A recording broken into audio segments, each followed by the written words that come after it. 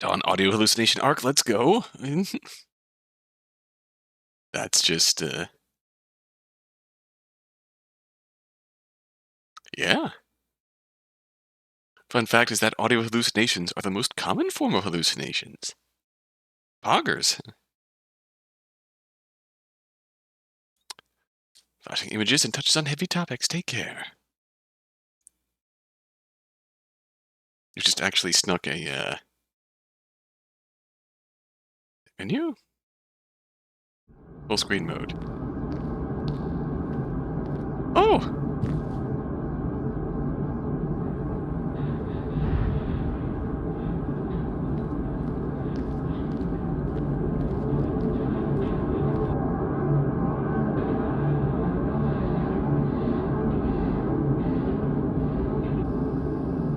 Here she goes. The store's closing soon. You can do it. Believe in you. There's the milk. Oh?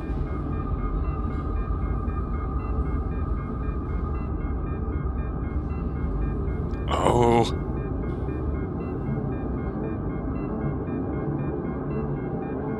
Give. Oh, can I?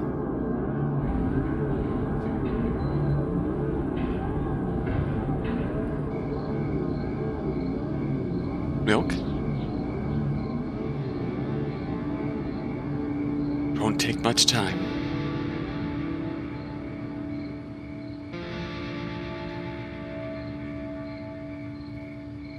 Surreal experiments milk?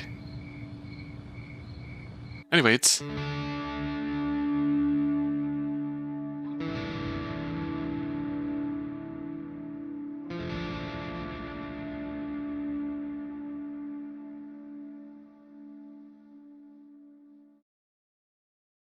I'm home. What does she see? Yes, Mom. Ooh. She's really feeling it. Look, outside a bag of milk. Outside a bag of milk. It is milk time. Return of milk.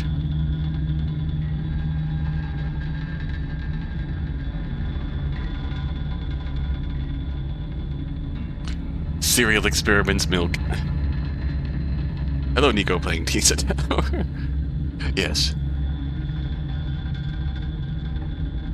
Steam game window view is giving me, what does she see? Let us find out.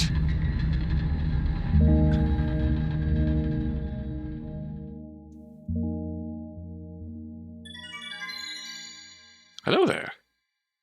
Hello.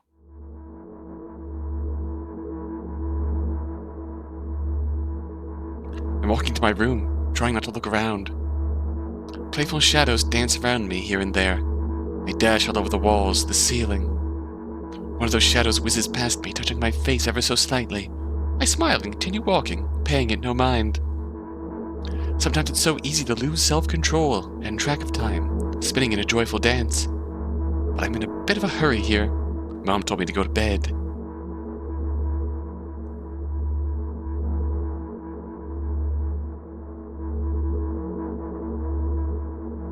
Walk past the kitchen on the way to my room. Door shut, but I can still feel the chilling air coming from the other side. My first thought is that there's a living corpse blowing into the keyhole, laughing mockingly. That's so silly. I'm absolutely sure we have no corpses in our kitchen. I know for sure that we've never had any corpses up in our kitchen. I'm absolutely sure that... What if we have a corpse in our kitchen? Well, fuck. I better stay away. I break into a run and dash toward the closed door. The shadows intensify their chaotic dance. Are they trying to stop me or calm me down? I don't know. It doesn't matter right now. Don't you get it? Wave my hands around as I run, trying to chase away my annoying pursuers, but then I suddenly realize that I won't be able to stop in time. I've got no other choice but to break the door now. If somebody inside, I'll surely scare them to death, but wait, how can I scare to death someone who's already dead? What if it actually revives then? No, I don't want that. What do I do? I couldn't fully complete my thought when my shoulder hit the door and it flew open. Bang.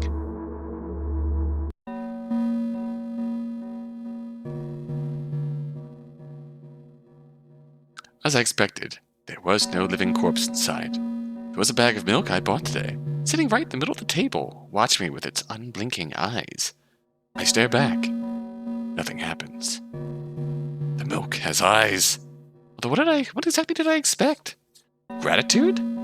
Have I done something that warranted it? A bag of milk probably doesn't care whether it's on the shelf at the store or on the table in my mom's kitchen. On the other hand, nobody would drink milk inside the store, which means I took it from the safest place in the world and into the scary unknown. I'm so sorry, you poor thing.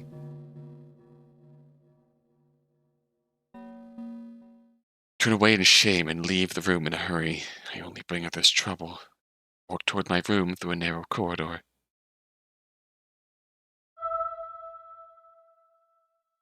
I meet a familiar, formless creature at the door. It locks me in its clutches and starts sniffing every inch of my body like a hungry dog. Not struggling. I know it's useless. I just stay silent and endure its tight grip that stops me from moving.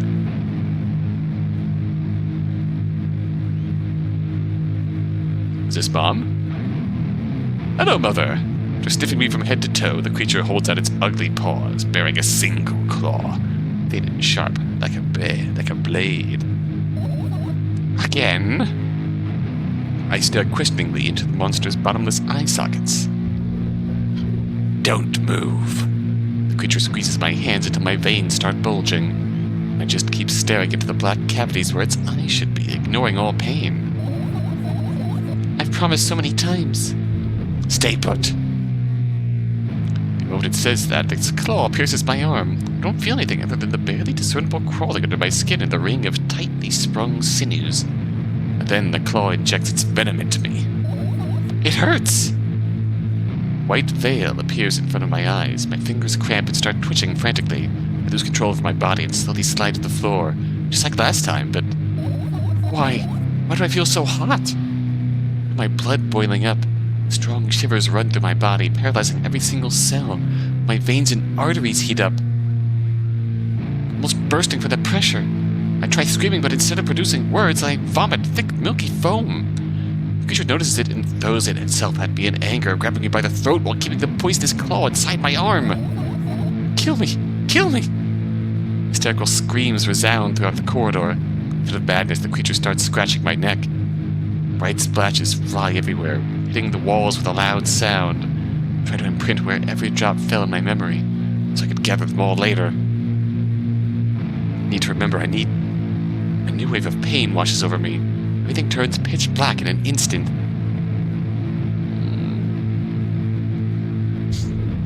Say it. I'll never drink milk ever again. Say it. I'll never drink milk ever again. Say it again. Never drink milk ever again. Never drink milk ever again.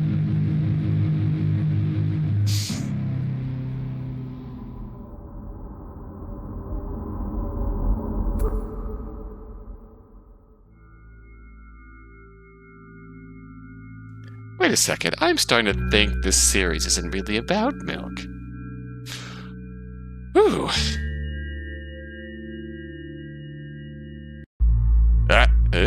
Save. Game saved. No options. No options. We stare into the abyss like bosses. Anyways. Is this a Switch port? Nintendo approved? Nintendo approved. Milk inside a bag of milk, outside a bag of milk, outside a bag of milk, inside the Switch.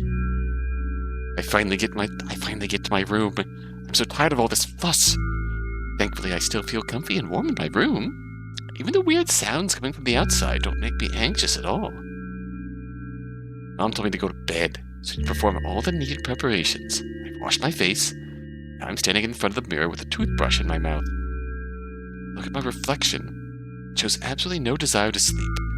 Yeah, I get how you feel. There's a time, and the last minutes before I sleep are my favorite time of the day. Loved anticipating the inevitable moment when the reality and the dream world would clash. I woke up for that moment's sake, lived through the day for it. My biggest dream was to sleep all day long. It would have been so cool. The dreams always, slowly but surely, slipped away. As if somebody fished them out of my head, one after another, till nothing was left. Now I have to sleep again, even though I don't feel any need for it.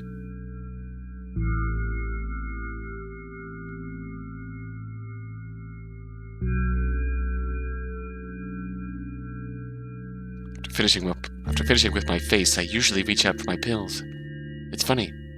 I have no idea how they work separately since I always swallow them as a bunch without thinking. I want to have a better look at it, to twirl it between my fingers, to chew on it. I'd do anything to stall for just a little more time.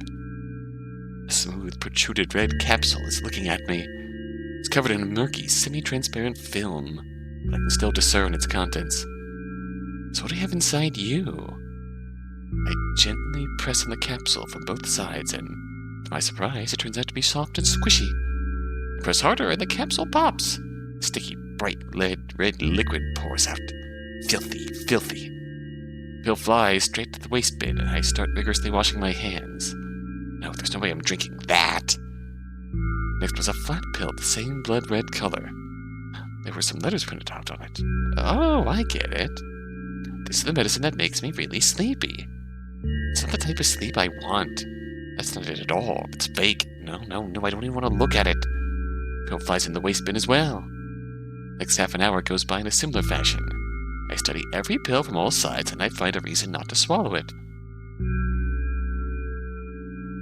I invent my own medicine instead, and enjoy swallowing them one after another, letting myself drown in their healing effects. You got yourself an appropriate beverage for the occasion. Is it milk? It is in fact milk. Very good.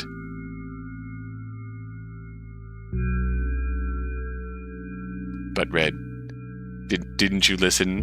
Didn't you listen? Never drink milk ever again, or else Mother will come. Or else Mother will come for you again, Red. Beware. No one said the I don't know why I said the milk image was 18 plus. Adults only milk. Adults only milk, Red.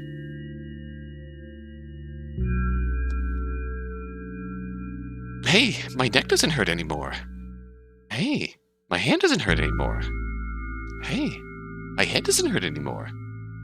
Hey, my heart doesn't hurt anymore. Hey, my stomach doesn't hurt anymore. Hey, my eyes don't hurt anymore. How come I didn't think of this earlier? This is so simple. I need to brag about it to someone right away. But not to my mom. She'll just scold me. And she's sure I'm already sleeping anyways. I don't want to disturb her without a reason. I'll think of something myself. Besides, I just really want some small talk. Wonder who's going to be my conversation partner. Is it me? Am I coming back? Hooray if you're not hurting. Hey.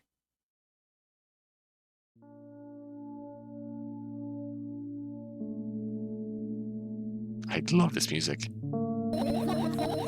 Hey, long time no see. Oh, dialogue bubbles, Return of Dawn.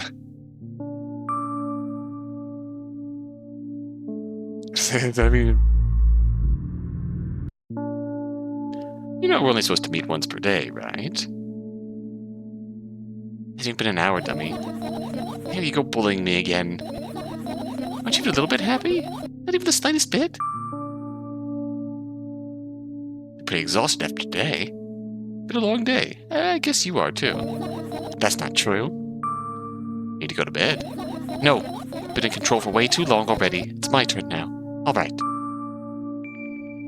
I'll just stay silent until the medicine's effects wear off. How about that? Hey, you can't do that. You need to do your best to make me feel better. Exactly what I'm doing. What a bully. Actually, why am I even worried about this?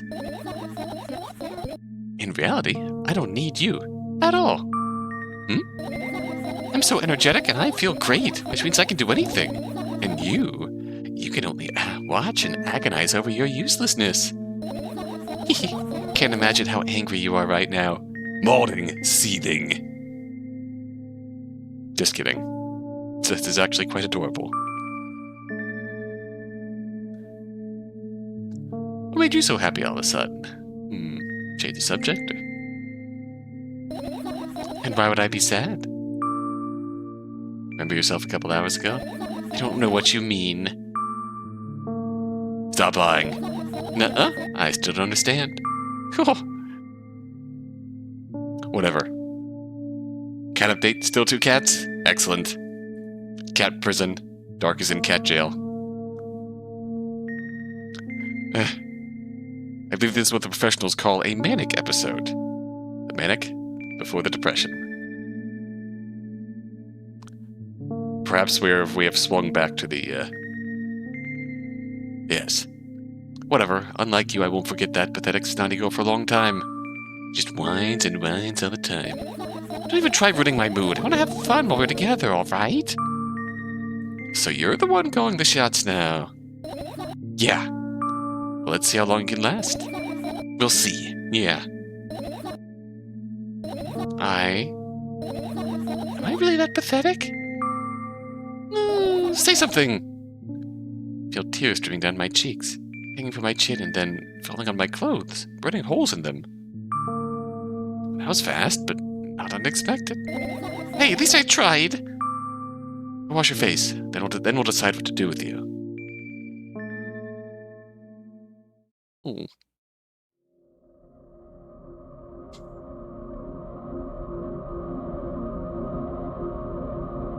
In front of a mirror again. Keep staring at my reflection.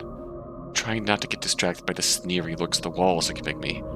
Trying not to drown in their giggling. Then me in the mirror also shows me a creepy smile. Bares her teeth at me. Grr. I shut my eyes, but that doesn't help. It wouldn't have helped even if I sunk through the floor.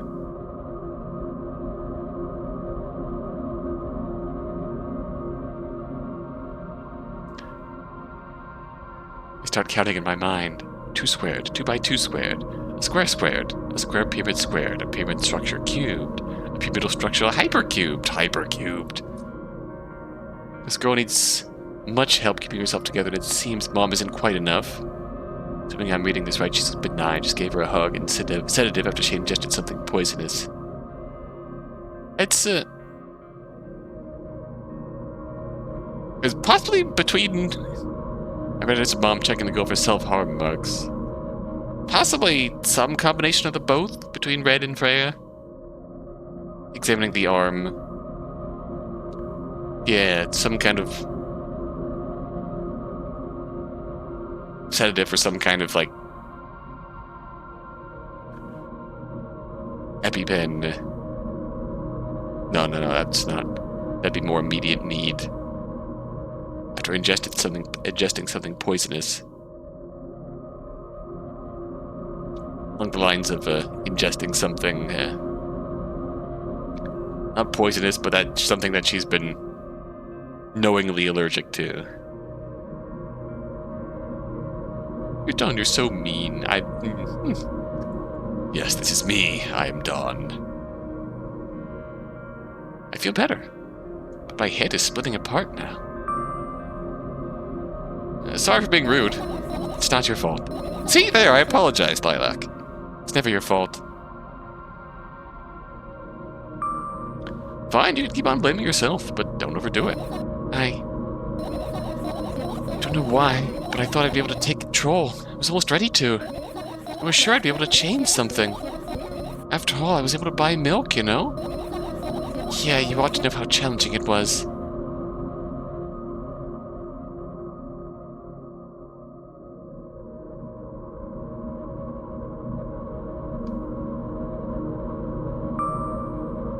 Is that why you threw away the medicine? What a stupid decision, right? Whatever it was your decision. Doesn't even matter. Yes. Somehow I find it hard to believe. Then why did you do that? I felt like I'd be able to fight it on my own. It's true, the pain subsided for a bit at that time, but now I feel it tripled in force. It hurts so bad. You know what to do. Dejected, I reach out for the shelf with my medicine. I swallow the pills one after another, chasing away the unpleasant visions that keep floating up in my memory. And yet, my mind still draws a terrifying picture. Lumps of coagulated blood in transparent coating travel down my esophagus, scratching its soft walls, leaving behind furrows. I shake my head violently. I don't care if it makes me feel dizzy or worsens my pain. I just don't want to think about something so repulsive.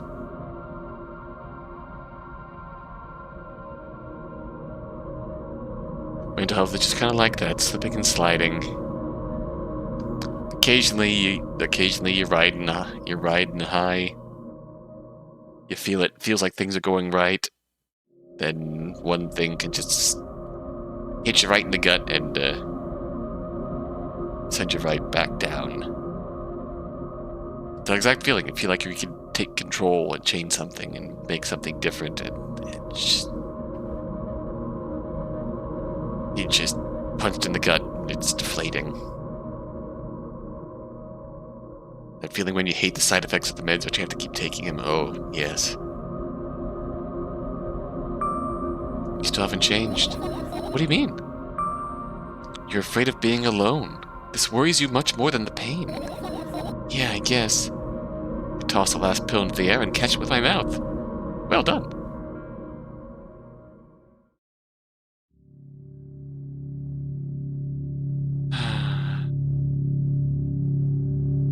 Blink. Blink. I lie on the floor. Look at the ceiling. You can clearly hear water running in the metal pipes up there.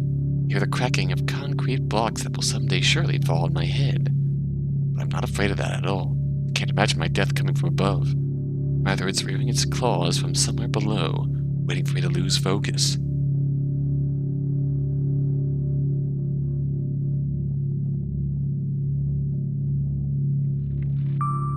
You want to talk about it? No, I've had enough of talking. Fair enough. We can vibe. I'm cool with vibes. What do you want then? I just want to lie down for a bit. Fair enough. Cool with that.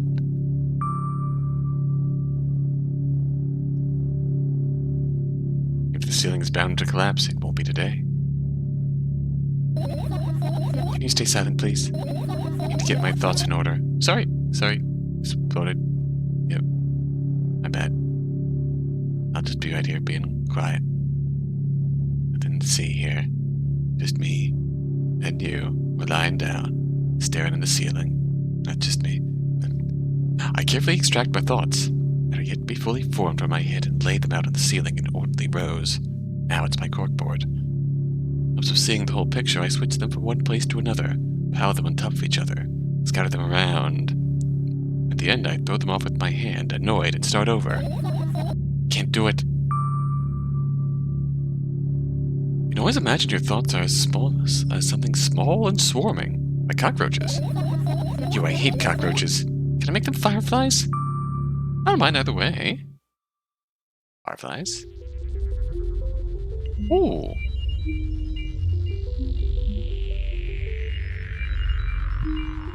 I don't even have time to blink before my thoughts.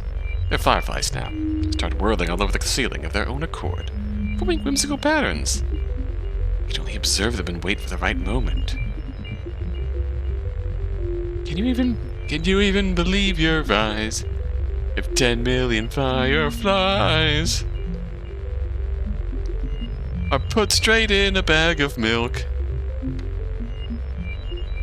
It's just, that moment doesn't come.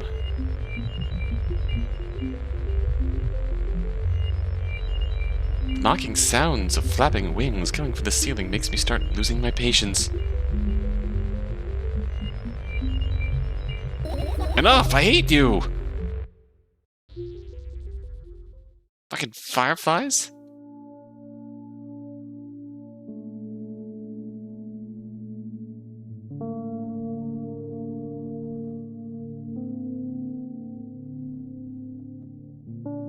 spring to my feet and scream at the top of my lungs. The fireflies scatter. Good job, now start over. No way! Unstable behavior makes you look bad. I don't give a damn. So that doesn't bother you? Should it?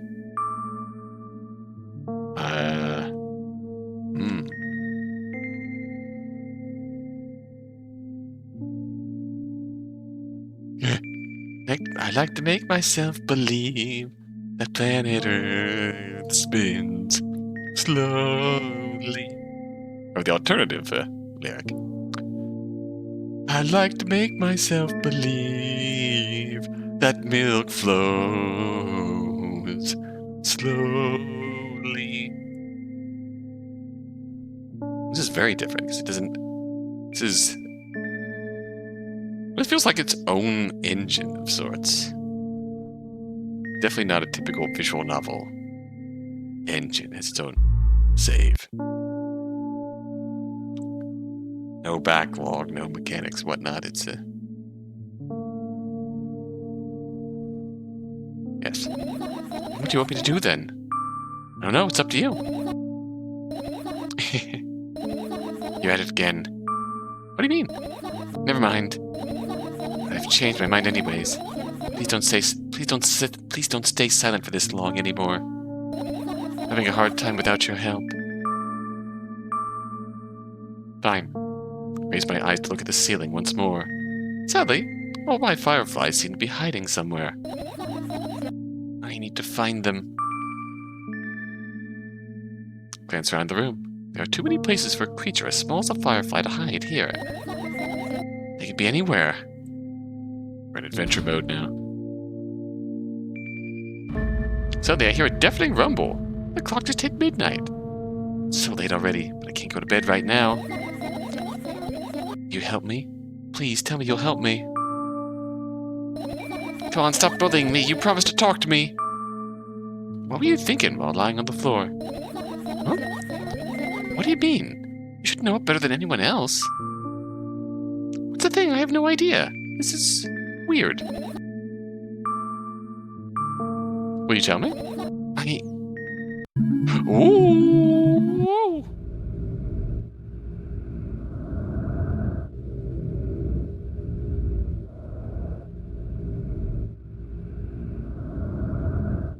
I see. Understandable. Have a nice day. I roll my sleeves and start rubbing my eyes intensely. They're so itchy. Why are you crying? My eyes are itchy. Did he bring milk? Wonder, if I tear out all my eyelashes one after another, will my eyes stop itching? Wonder if I tear out all my eyelashes one after another. All my eyelashes one after another. If I tear out all my eyelashes one after another. What have you done? I need to gather the glass, and I need to have a bath, and then... Here, drink some milk. No!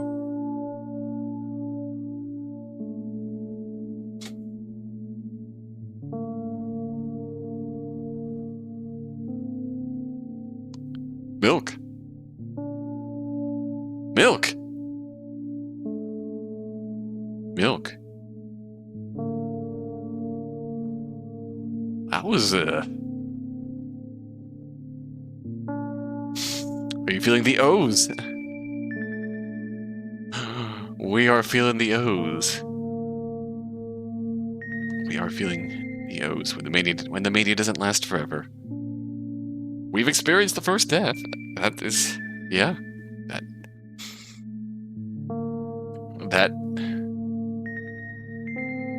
That feels like there's a lot to unpack there. There's a lot to unpack there. I am feeling the O. I am feeling many, many O's.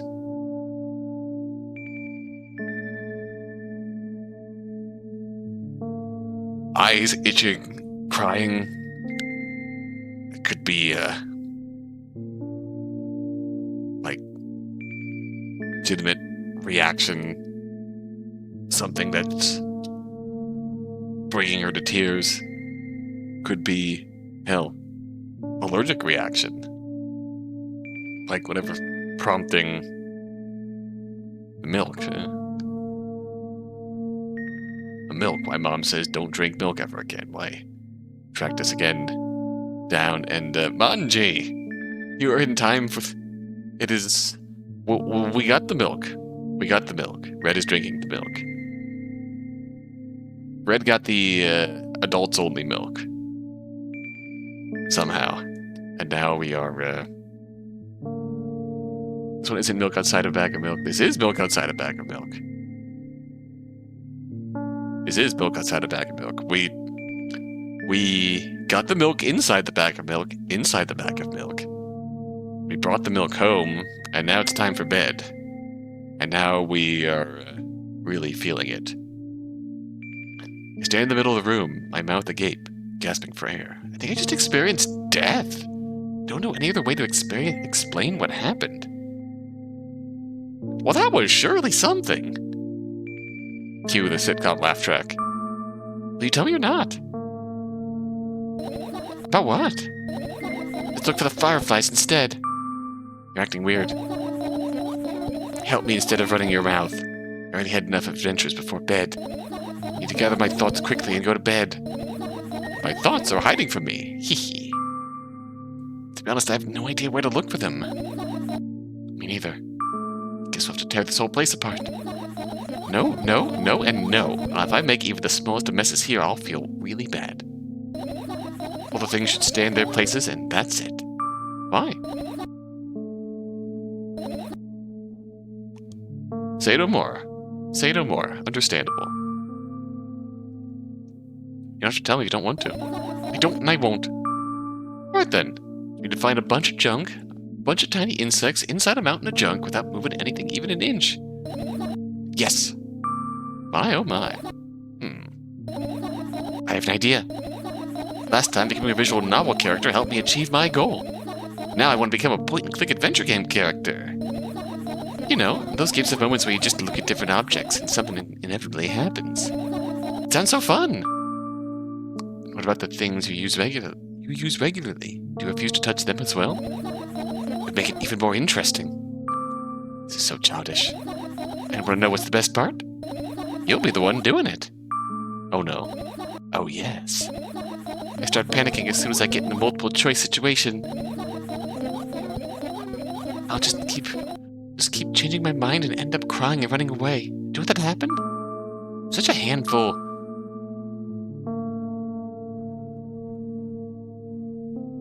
You've already proven that you're able to make decisions. Why not continue on that road? Come on, don't be so boring. I'm just teasing you. You don't have to bear the whole burden. Asking for help is a reasonable decision, too. It's okay to ask for help. Let's begin already. Oh, I want to protect that smile. Protect that smile. Remember the golden rule of point-and-click adventure games. Steal anything not nailed down. No stealing this time, Manji. Only gently disturbing. I go to the middle of the room and look around. Where would I hide if I were a tiny firefly? This is so thrilling. It gets warmer from the pleasant anticipation. Hey, what? Look down. I look down. After a moment, a small ball of light and warmth crawls out from under my sweater. Wowie! Wowie! Got our first one? Oh. God, the art in this game is lovely. Carefully grab the firefly. It's pleasantly scorching to the touch. I put it on my shoulder. I'm sorry, little guy. Time to come home now. If it was in order, the firefly slowly drifts up, circles around my head for a bit, then flies into my ear with the speed of a bullet. Hee hee, it tickles. One down, let's look for the others. Yeah. Yes, let's do it.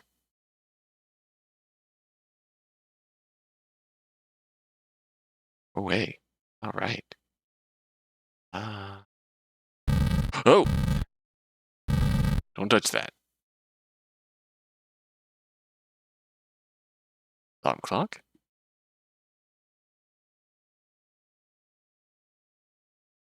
There's lots of things we can look at here.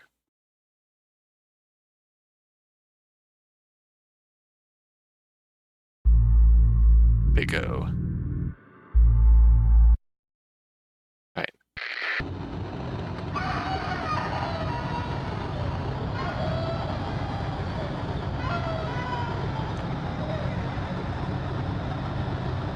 This station sucks. This station sucks. I'm turning that off.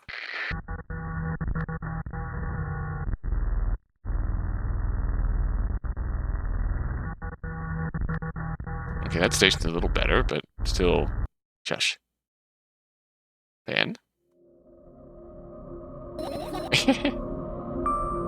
What's funny about that? I imagine myself being a firefly that's looking straight at a giant fan. And? I'd be so jealous! The only thing preventing it from flying is a cage it's locked in. And the cable. It's like an inmate if you think about it. It's so sad. Yeah. Let's continue searching.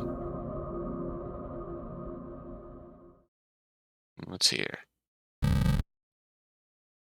Can't touch you. What's in here?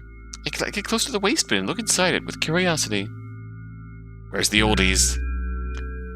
Pill packaging, notebook pages, and other garbage. Boring. There's nothing here. Indeed. No self-respecting firefly would hide in a heap of garbage. Can't disagree with you there.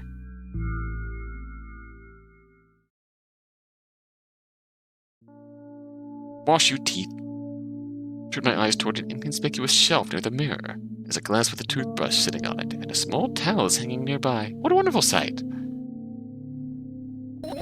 My fireflies are smart and good. They would never get in here. They know about personal hygiene. Alright, let's look somewhere else. Notes. Usual notebook pages glued to the wall with duct tape. With duct tape? Numbers are drawn on them. It's the only kind of information I can take in without trouble. Dosage and side effects? Yeah. Thought you knew them by heart. Yeah. This is not your handwriting, is it? Of course it's not. Shaky, broken lines. Ugly numbers. It's not writing. It's more like claw marks. Mother? Don't forget to thank your mom. I don't need your advice. The scream makes the pages rustle restlessly. After a moment, a firefly appears from underneath one of them. After looking around in a businesslike manner, it takes off into a businesslike flight and ends up entering my businesslike ear. Hey! Let's continue searching.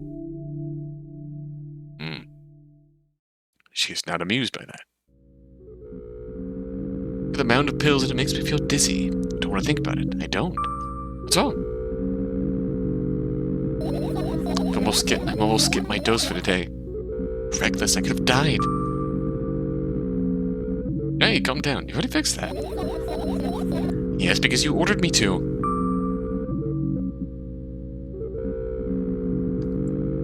Is that an accusation? Of course not. It was what saved me. Well, that's reasonable. I give a deep sigh, come closer and extend my hand.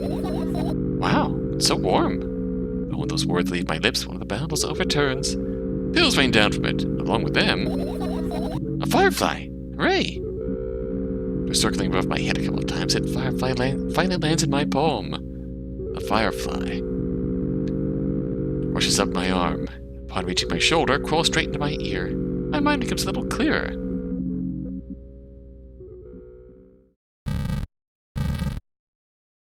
What is in here? There's a lot of stuff in there that's really concerning to see.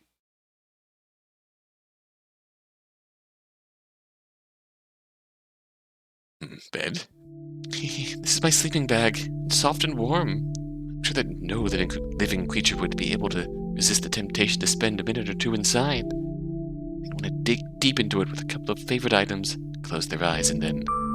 Hey, did you fall asleep? Huh? I gently slap my cheeks to return myself to senses. It's already way past midnight. Usually I'd be sleeping like a log at this time, but right now I can't. Let's continue searching. Hey, maybe we'll find something inside. Nah. My If thoughts don't have a feature, put it to sleep. The contrary, they always cause insomnia, just like tonight.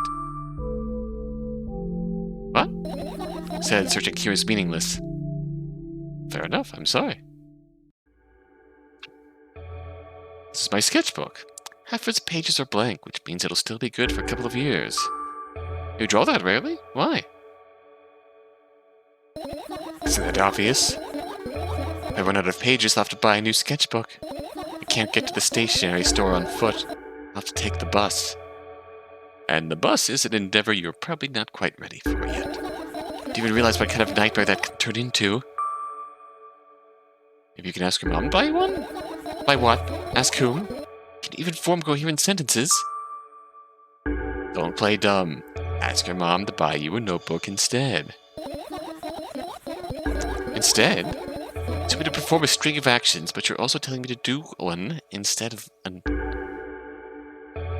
So you want me to perform a string of actions, but you are also telling me to do one instead of another. Decision point. Branching point. Had about a couple minutes since the radio. Did I miss much? We found 2 fireflies, I believe? One was in our pill bottles.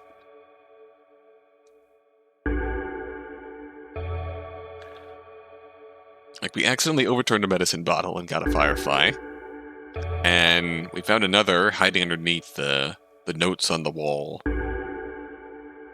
which contained our dosage and frequency notes for our medicine. Notes taped on the wall by our mother. And how would I decide which action to take? I'm so dyslexic. Man, you're a tough case. You lack empathy. Is that my fault? I'm closer to the sketchbook, stepping over the wires, the sleeping bag, the cracks in the laminate, and the window's reflection. The sketchbook is lying on the stool. From behind, it seems like the stool is missing 2 legs. I squat and look again. All the legs are in place. Will I be able to think of an interesting allegory? Oh, let's not go there, okay. I stand up and study the sketchbook from inches away. Its pages are pure white. The last drawing is buried on the previous page, the way it should be. Oof. The creative mood there.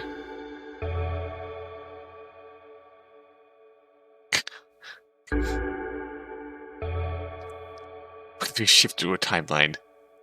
Oh no. We are all, I mean... we are all shitters. And we should be proud of that fact, Freya. We should all be proud of that fact. Too bad, I'd love to see it. Maybe next time. A sudden gust of chilly wind breaks into the room and makes the pages rustle. Oh no! I shut my eyes. The distinctive sound of pages turning echoes with headache in my head. I know it's going to happen. Rustling has stopped, even though the wind is still howling from every direction. It can only mean one thing. The notebook is open on the first page.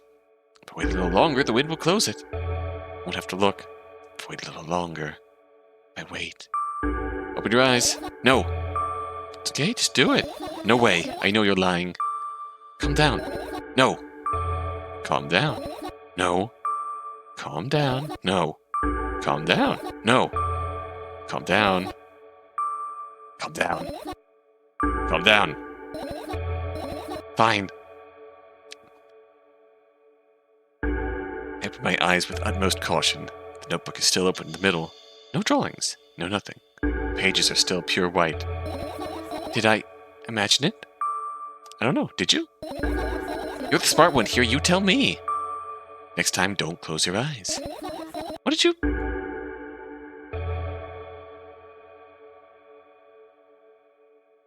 Have you engraved the Zero Fortnite dance in your subconscious yet? Yes. All I can say is that life is very unfair. I couldn't finish speaking because the pages started moving again. Don't close your eyes. Don't make me do it. I'm scared. Trust me. The rustling grows louder. Pages lift up.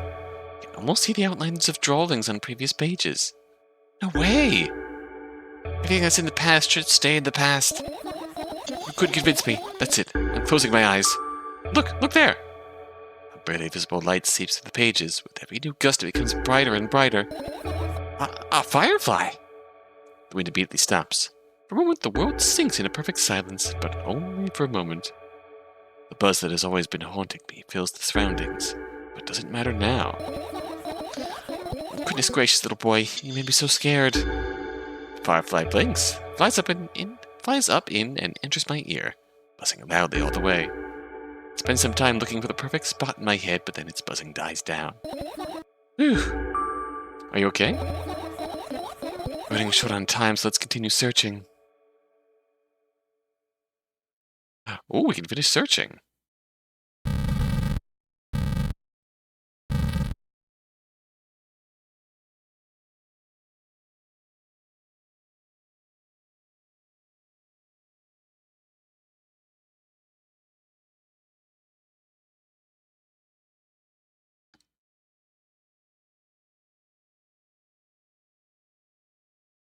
Hmm. Do we want to finish searching? I think that will, I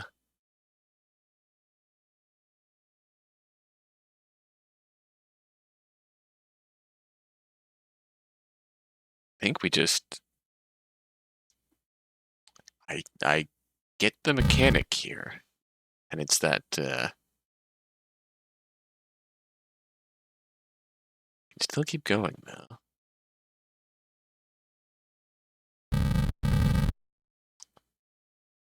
Thinking we just, yeah, we'll finish searching, see where it gets us.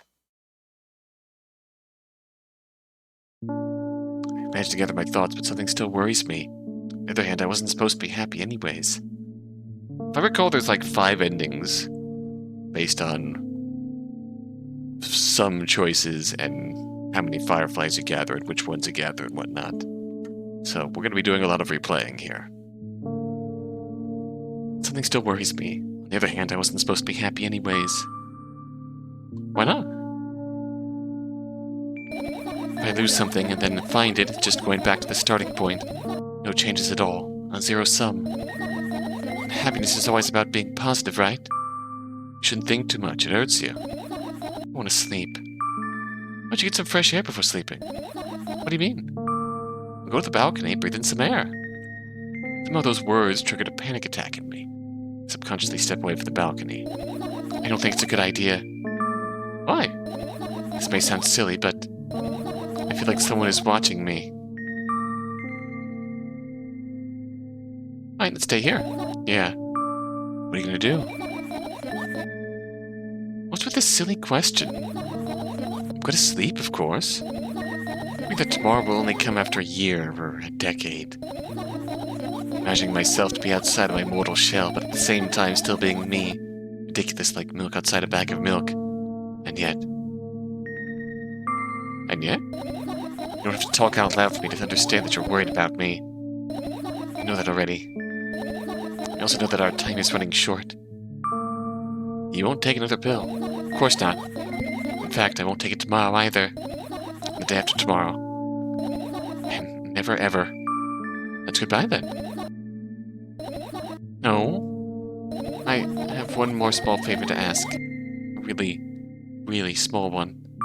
What is it? I blurted out way too much today. A lot of stuff I'd want to forget forever.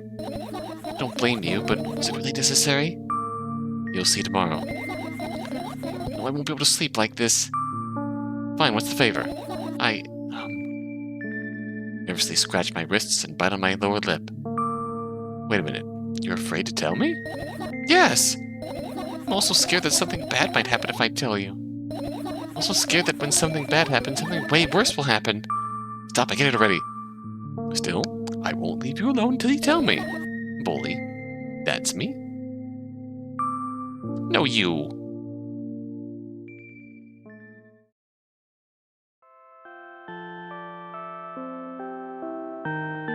Night-night. I crawl into my sleeping bag. The lower part of the room is very cold. I hurry to wrap myself in blankets, even though the electric heater is working hard to keep me warm. I'm sad because the dreams just won't come anymore. You won't believe me if I tell you how I dealt with it at first. Of course I'll believe you. I know, it was a joke. Well, anyway, I washed my face, brushed my teeth, lied down and started imagining that I'm watching a dream. Didn't sleep at all, of course, and always looked sleepy in the morning. After a week of insomnia, I started feeling weird and seeing things. Letters floating in the air, strange silhouettes that appeared in the most unexpected of places, bulging eyes with trembling pale pupils. It was scary, you know.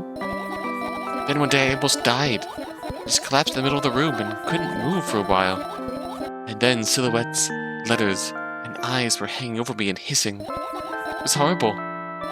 And well-deserved, I guess. Felt like I was caught on the biggest lie in the world. Yes, it felt exactly like that. After that, I stopped. The silhouettes, letters, and eyes stayed here. I guess they like this place.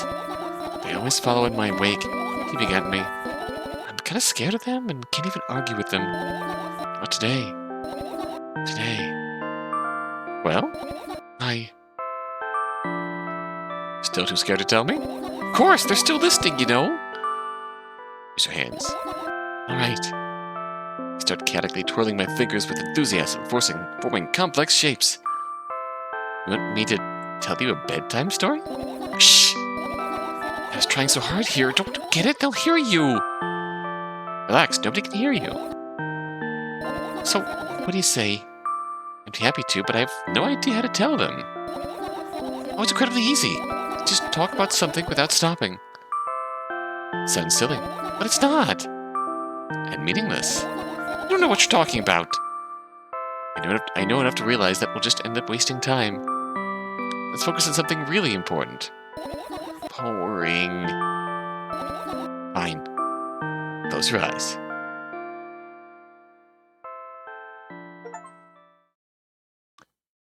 You won't get it. You're not even trying.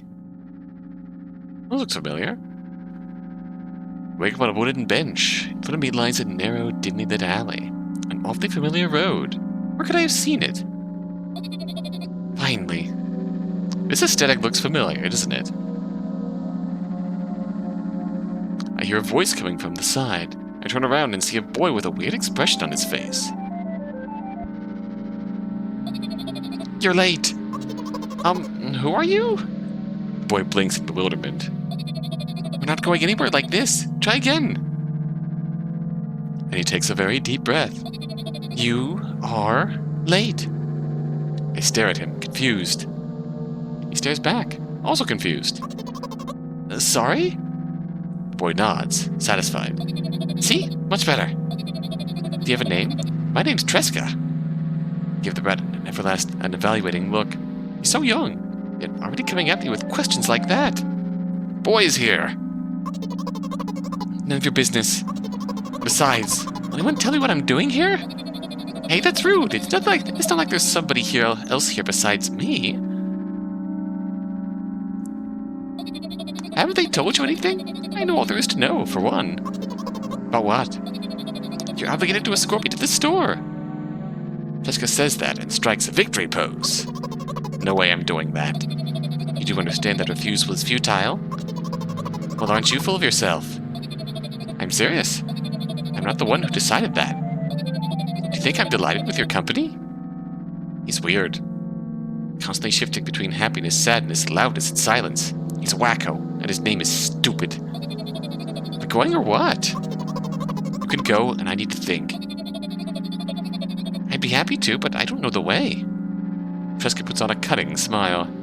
I bite my lower lip in frustration. To be honest with you, I don't like you. He simply bursts out laughing in reply. I do like you, though. Then he grabs my hand without hesitation. I even have the time to retort. Lead the way. Oh dear. Look at him go. Look at us go.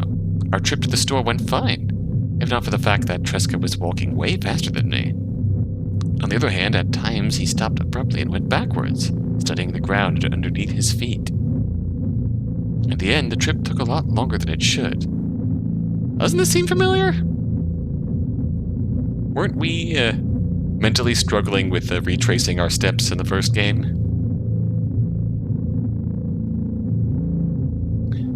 After reaching the store's doors, we were greeted by a sign. We're closing in 20 minutes. Who had the bright idea to indicate their working hours in this way? They probably have special staff for this. Someone who runs to change the sign every 5 minutes. It's convenient. Are you joking? Yeah. You're so annoying. That's much better than being boring. How old are you, by the way? None of your business. And what's your name? None of your business. I was ready to slap the living hell out of the brat, but a scary-looking man suddenly appeared behind the glass. He's holding a cardboard sign that says, "We're closing in 15 minutes. Let's go. What are you waiting for?" Huh? Oh, yeah. After the rat going across the long row of canned products, we realize that we're lost. Can't believe you don't know where they sell milk. We should ask somebody for directions. Sure. Hey, wait up. Tresca lets go of my hand and starts walking confidently towards one of the few store's customers. The person is standing with their backs toward us, studying something on the shelf. Hello, can I can't hear neither the second part of his question nor the reply he gets. My good-for-nothing friend freezes in place, looking the customer straight in the eye. I hurry toward them. Oh. Is he yours? Customer talks to me. He speaks with disgust while we're wearing a scornful expression. Is this the O person?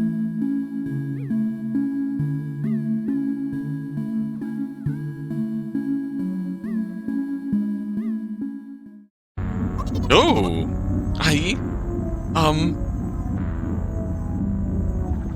If he's yours, please get him away from me. Yes, I'm sorry. I grabbed Tresca's hand and lead him away. He's still looking at the customer, his mouth ajar and eyes popped. He's also shaking. The O person. Oh, were you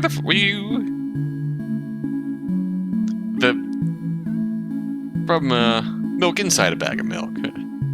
We were having the dialogue loop of oh, excuse me, what? Oh, excuse me, what? In the first game when we got into the store, we had that big dialogue loop with a random person in the store that went nowhere until they wandered away. I think you missed that part, but yeah, this feels like that part of the interaction. Except we are now observing this from outside, and not from within the perpetual ball of anxiety. Only when we turn around the store, Tresca calms down. What was that? I got so scared. He said, "What? No, not again." Suddenly, Tresca starts screaming like crazy. Covers his mouth with my hand. His face is burning. He's crying. Can you act normal? You don't understand. Of course I don't. I don't understand anything. Doing other people is still wrong, though. There's something you don't understand, it seems. You're mean. Ooh, me? Tresca pushes me away and runs off. Drat. Edge my vision, I see the store staff hang a new sign on the door. There you are. Meet Tresca at the cash register. Before that, I managed to visit the milk department after finding out where it was. Hey, you, move! I hear an angry voice coming from the other side of a long queue that has formed after Tresca. I squeeze through towards him. What happened? The boy doesn't respond. He just looks at his feet and sniffs. The cashier towers over him. There's a bag of milk lying between them. Is he yours? Yes. Just leave him home next time. With the queue nod in agreement. Ooh. Pay for the goods, please. Yes, of course. And the waiting fee. What? You heard me. I did, but that's unheard of. Jessica starts giggling all of a sudden. The fact that your son is a retard. Ooh.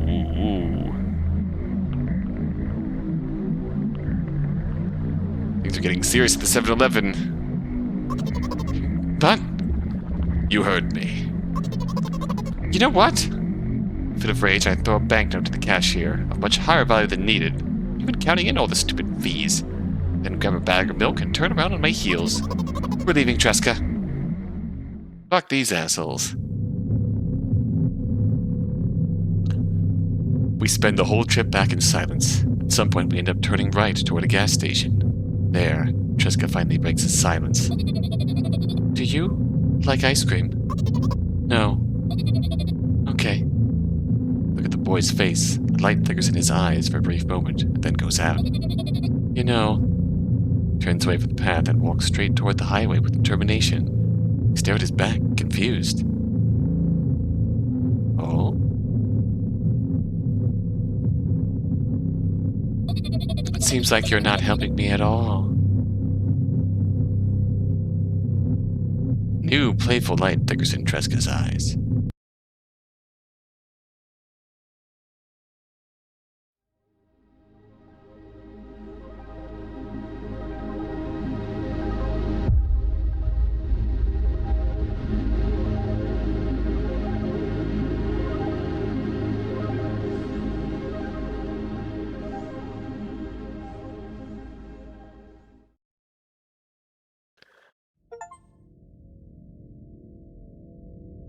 Good night. Not help zoned. Shaft head tilt. I think what Milkchan is experiencing is the feeling of playing milk inside a bag of milk. Inside a bag of milk. Indeed.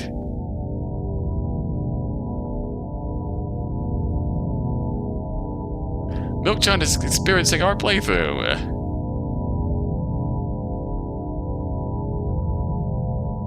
In full force. And that is a really sobering take. Is it a sign of growth? Is it a sign of change? That she can dream of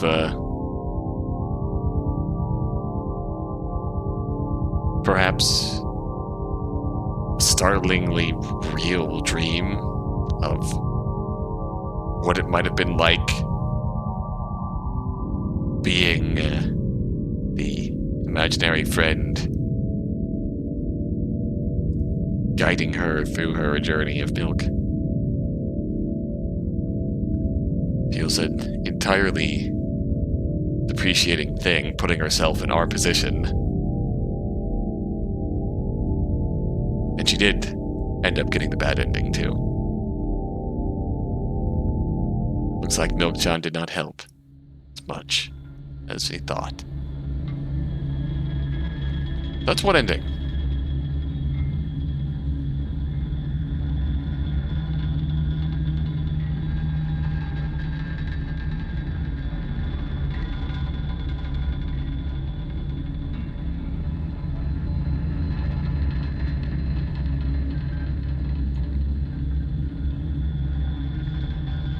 Alas. Happy start from... Has she simply tried DoorDash? I mean... Fair enough. Look up. Toward a very high place under my ceiling. I can hear a countless number of small legs marching inside the AC unit. Oh, well. What happened? Fireflies can't be friends with cockroaches. We better look somewhere else. Why would cockroaches be there? Have you forgotten? You were the one who told me to think of my thoughts as cockroaches. Yes, but... They became fireflies afterwards, but cockroaches don't just disappear just like that. They occupied this place. You understand now? I don't. I mean, I'll be honest. It's not easy to get out of here. It's a vent, but there's also a door right there. Gonna call it a night? Are you still imprisoned, Dark? But alas, thanks for hanging out. Remember to not drink milk, but also drink milk inside a bag of milk. Inside a bag of milk. I saw milk venting. Milk sus. I think sus milk is how, partly, how she wound up in this situation to begin with. This specific situation of mother grappling and administering The medicine. The umbrella emanates a faint sense of coolness.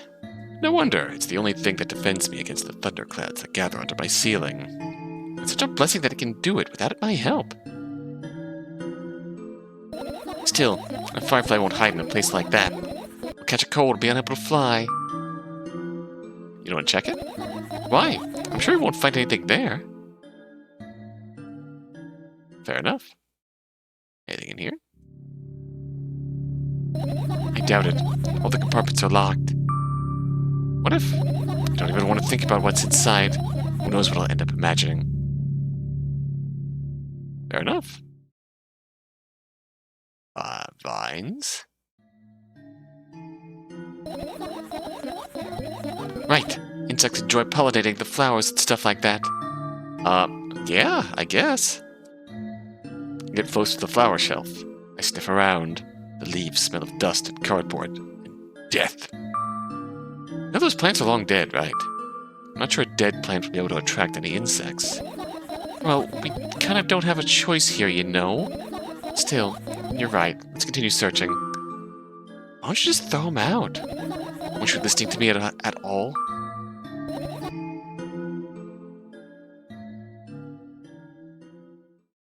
In that headspace, change is not applicable. Tilt my head backwards and almost fall over. The closet is hanging under the ceiling, at least 300 feet off the floor. Are you joking? Though it's my room, if not everything here is for me to use. Whatever. I don't care. Yeah, I don't care. At all. Like, totally. I'm definitely not worried. Not even the littlest bit. Not even a smidgen of a littlest bit. Even for 1,000th of a percent. That's how much I don't care. Hey, I'm not even done telling you how much I don't care. This moment on, I'm ignoring you. No, you don't. Then act normal. Assist alarm clock? The alarm clock. Time continues its unstoppable flow. So late. Are you tired? You bet I am. Let out a theatric yawn and hold out my arm to the sides. 1, 2. I raise them above my head. 3, 4. Maybe a little workout will help me freshen up. Good idea. Do you remember the exercises you've been taught? I think so.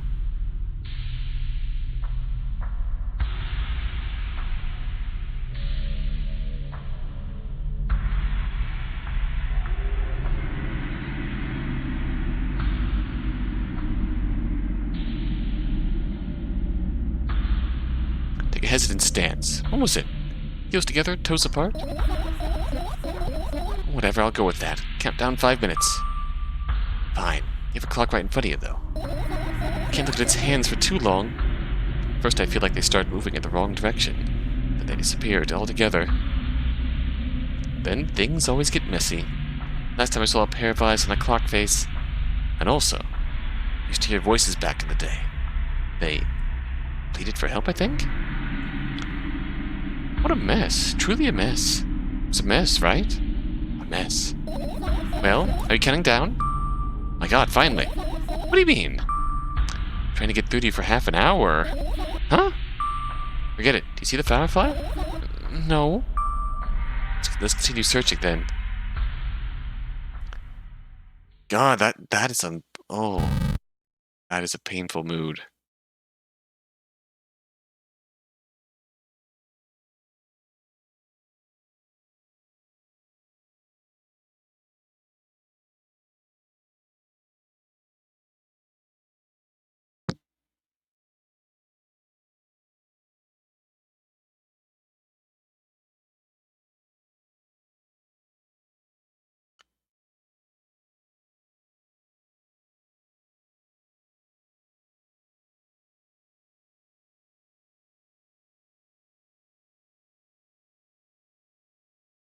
Let's see here. Oh, have you touched that? What's another radio? What's this radio playing?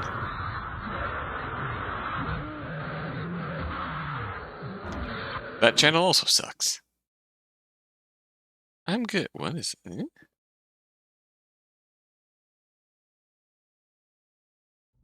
Look at my laptop. I haven't touched it for years, so it's covered with a layer of dust as thick as my finger.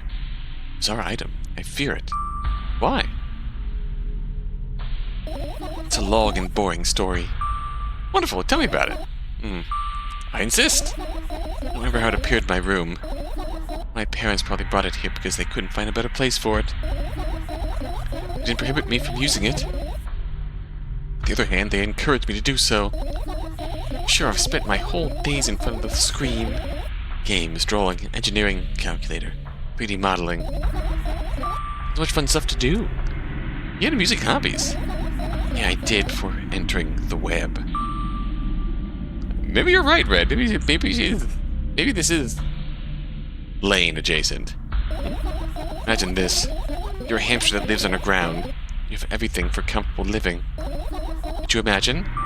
As always, your analogies are spot on. Okay, I imagine. Alright, so you're a hamster that lives underground. You have everything for comfortable living, okay? Okay. Wonderful. And here's the situation. You're a hamster that lives... Okay, I got it. Do you want to talk about something else? Yeah. You're never trying that subject anyways. One wonderful day, someone digs you up from your hamster house and brings you to the pet store. Now your new home is a cage.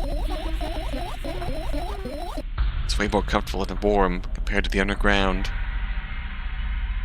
You do stay away from the web.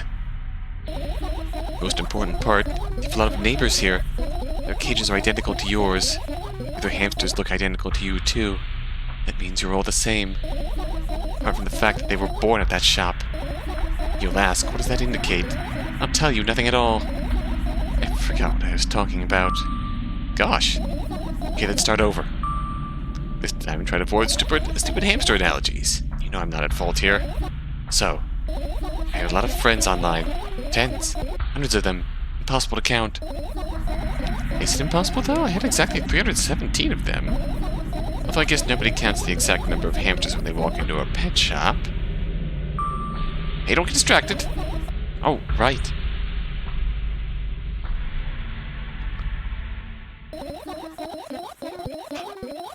My 317 friends, 68 were into gaming, just like me. 130 of them like drawing, just like me. The remaining 119 were into calculators and 3D modeling, equally. When I say equally, I don't mean 59 and a half friends on each side. Alright? You can split numbers evenly, no problem, but math doesn't work like that when it comes to friends. Major conundrum, right? Get to the point. I knew, of course, that no real people exist on the web. I also understood that all my friends die the moment I turn off my laptop. I still wasn't even a bit worried. Why? Do you know what computer programs consist of? Just a combination of numbers. Which means my friends are also numbers. Isn't that amusing? Not really. Why do you call them your friends? I mean, everyone who shares my interest is my friend. I don't care whether they know about my existence or not. Oh. That's oddly wholesomely hearted. Wholeheartedly wholesome. Anyway, as I was saying, every program has its own algorithm and purpose, its mathematical formula. And if you solve that formula, you'll be able to predict the program's behavior at any moment. The longer you speak, the less I follow. You don't need to follow me around, just listen. I sit on the floor, the laptop screen ends up right in front of me. The only thing reflected in it is my dim face. Web person is just a random picture in a random string of letters. Words and accents for the web person are just executable code. Solipsism Internet Edition. Hey, let me know if you need a break. One day, someone appeared. From that point forward, my laptop was always on. There are no real people on the web, but he was good at pretending. At some moment, I let him trick me.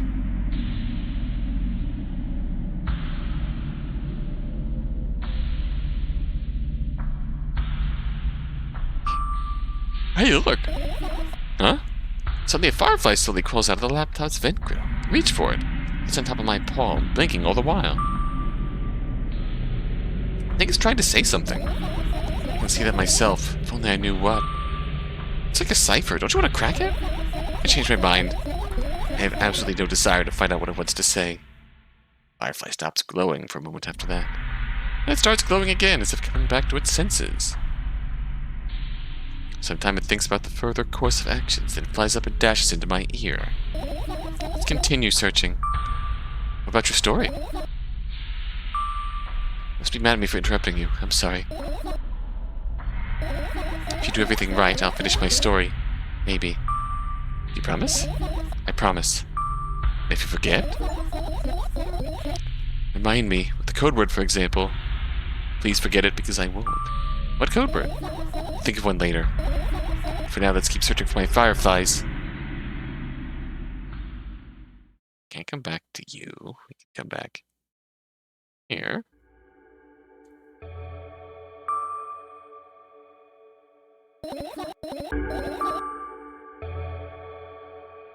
Close to this. Alright. Not go there, okay? Maybe next time. Flip, flip, flip. Open your eyes. No. Just do it. Calm down. Calm down.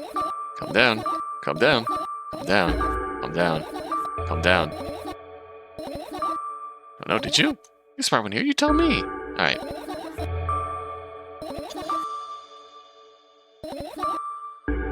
Firefly.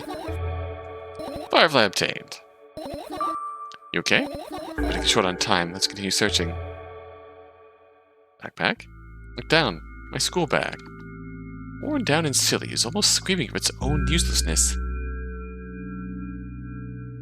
From another angle, it looks like a full belly. The contents are also regurgitating, decomposing, and turning into a sticky, mushy substance. That's ominous.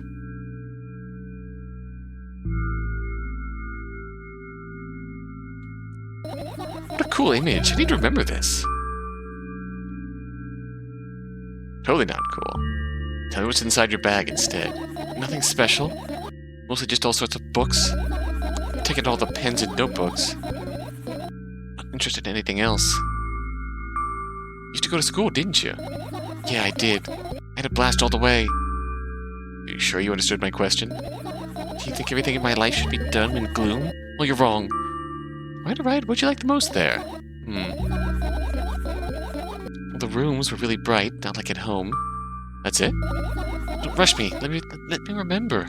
Well, the beds were also soft, and the food was nice. Beds at school? By the way, I attended all the classes. The others always skipped. Apparently got told off so hard. I look so proud. I smiled gently, absorbed in warm memories. Never graduated, though. Yeah. Do you remember your last day there? It was a normal day. Dad picked me up earlier than usual. He told me that I'm already too old for the school curriculum. I also realized that some time ago the tasks were way too easy. Then we got into the car and went home. Mom greeted us there. We had dinner and went to our rooms. What happened then? I don't remember. Does it even matter? Tell me about it again. Is memory that bad? Please. Fine. That day Dad picked me up from school earlier, explaining to me that I needed to grow up. I don't think I could completely grasp what he meant. By the way, I didn't resist. Got into the car and went home. Right, everyone? Good night, Red. Remember, drink your milk. Mom greeted us there. We had dinner together and went to our separate rooms. Satisfied? Tell me about it again. Dad dragged me out of the school building while I was scratching and biting. Teachers didn't interfere. That scene was ordinary for them. Who knows what the little brat has done? The story is changing. And he pushed me into the car and he drove home in complete silence. Mom greeted us there, we had dinner together and went to our separate rooms. Please, let's not discuss this further. No, you'll tell me again. The illusion of normalcy is breaking the more times we make her retell it. Dad bought milk on our way home. Again. I hate milk so much. Mom wasn't home. Again. I hate Mom so much. What happened next? Suddenly I feel someone's eyes gnawing on my back. Knowing that these moments should never be ignored, I turn around, but there's nothing there. What happened next? Everything that happened next happened after something that led to everything that happened after what had happened. Look at my bag again. Light pouring into the room through the window glints on the metal parts. There's also a shadow underneath it, which means it's real. Sadly. Whatever. I don't care anyway. I almost ended up kicking the bag in a fit of sudden anger, but I managed to stop myself in the nick of time. Move it even an inch, the whole picture will collapse and I'll go blind. It has already happened. Countless times. What do you mean you go blind? I spent months memorizing the location of every item in my room. So I can see them so clearly and vividly. You won't get it. Look at your feet. Look down and see that a small insect is crawling toward me from my bag. It's barely glowing, and it can't even fly. I guess this firefly is really tired. I bend down to pick it up. The firefly starts glowing brightly as soon as I touch it, and then flies up. There you go, boy. Good job. Doing a victory lap around the room, it flies toward me with high speed. I shut my eyes, anticipating the firefly to enter my ear. That's exactly what happens. After it gets inside, it buzzes for a little while and then goes silent. This one is kind of sad. I wonder why. Doesn't matter. What matters is that it's no longer alone. Sure, let's continue searching. We got 3. Oh, man. So there's a lot to unpack there. I can only imagine there's a lot to unpack there. It's,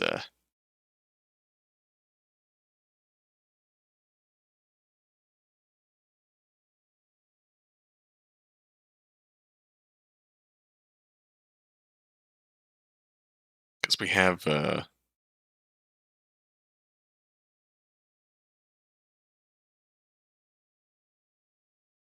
God, we have, the end of that, breakdown there. Dad got milk. I hate milk. Mom was away. I hate Mom. Dad dragged me out of school kicking and screaming. Or kicking and scratching. Something was acting up here. Something was acting up. Something got out of control. Dad came to pick her up. Dad got milk. Which I have a feeling we're not talking about milk here. We're not actually talking about milk here, are we? This girl's life is not easy. God, it's the worst feeling. Obviously, when her diagnoses act up, her diagnoses flare up, that's when Mom has to. That's essentially the sequence with Mom almost restraining her, injecting her with something.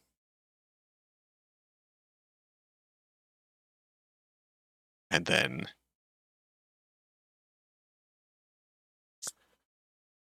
waiting for it to take effect, essentially. Calming her down almost. Or at least, I'm not using the right words here. I apologize for that. But, yeah. That feels like a repeated occurrence. In this one particular case, we know what happened to her dad at the end. It was not good. We know Mom was not home. Dad got milk. Dad did not end well. And she was there for it, and that made things so much worse. We need to pick up the other fireflies here.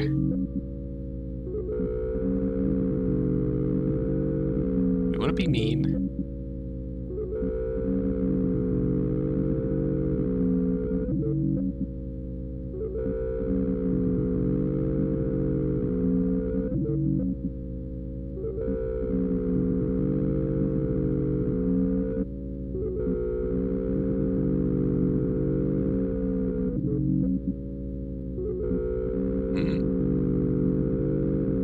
Why worry? Oh, you're right! A deep sigh, coming closer and extending my hand.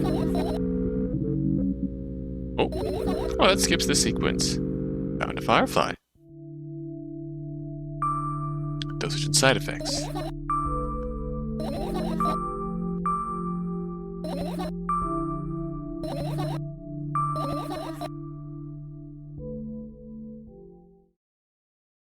Oh, what's this? What are those? What are those? Ah, those. Those are the photos of my best memories. But they're blank. I stared at them so intensely that I burned them with my eyes. Now they're just covering the cracks in the walls. Cracks? Forget it. Are you continuing the search or what? Okay, we are. Fair enough.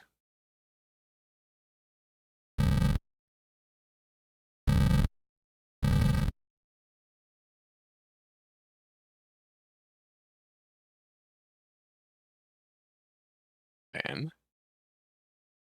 I went over this earlier. What's this? Oh, what is this?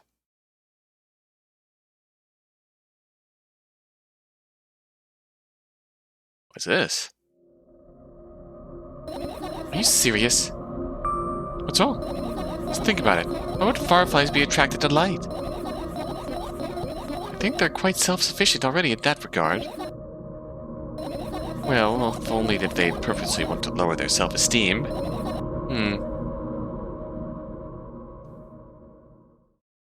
Thing that covers...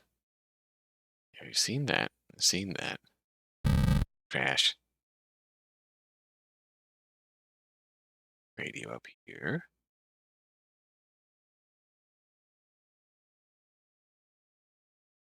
Alright. See what happens.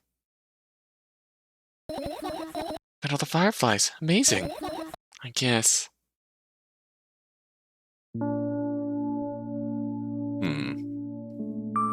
Why not? If I lose something and then find it, just going back to the starting point. No changes at all. A zero sum. Happiness is always about being positive, right? You shouldn't think too much. It hurts you. I want to sleep. Go take some fresh air before sleeping. What do you mean? Go to the balcony, breathe in some air. Some of those words triggered a panic attack in me. Huh? Why? That's silly, bud. Someone's watching me. This is going to sting. Just for a couple minutes, okay? But it's... Oof. That's a harsh... Oh. I'm sorry. Had to try it.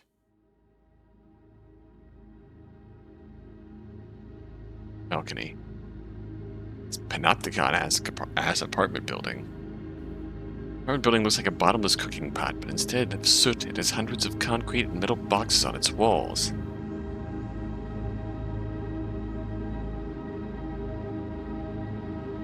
There are lights in the windows. There are muffled voices coming from the inside. The howling wind spirals up and splits into hundreds of independent streams. Seems like it wants to be heard by every person living here. Must feel so lonely, living in endless silence. Apartment building is pretty weird, isn't it? See the horizon from my window before, and the building grew for miles in both directions. Guess at some point it circled around and closed in on itself. Nothing unusual about that. How do you feel? Definitely feel. Sometimes that's more than enough. Still, you're anxious, aren't you? Of course. Moreover, I'm completely terrified. Was it that obvious? You're looking in every direction, but not up. This. I've already told you, haven't I? About what? You know, small stuff. Can small stuff make you terrified? It's hard to explain. I climb up the middle railing and let my legs hang down. I sneak short glances at the abyss from time to time. Replies with angry, cold breath. That's how we interact, like old friends. Sometimes I feel like the whole world pretends to be crazy, as if it's trying to make me believe in something that doesn't exist. That's weird, isn't it? Yes, but at the same time, makes me feel a little bit happy. Everything around me was created for my sake. To deceive, trick, or confuse me. If that's true, I guess I'm not so crazy myself after all. You believing in this is the definition of craziness. You're probably right. Whether gust of wind blasts against the pot's wall, smashing the glass to dust and blowing away the concrete crust. I, on the other hand, feel a gentle breeze that only ruffles my hair. It doesn't come with a code word.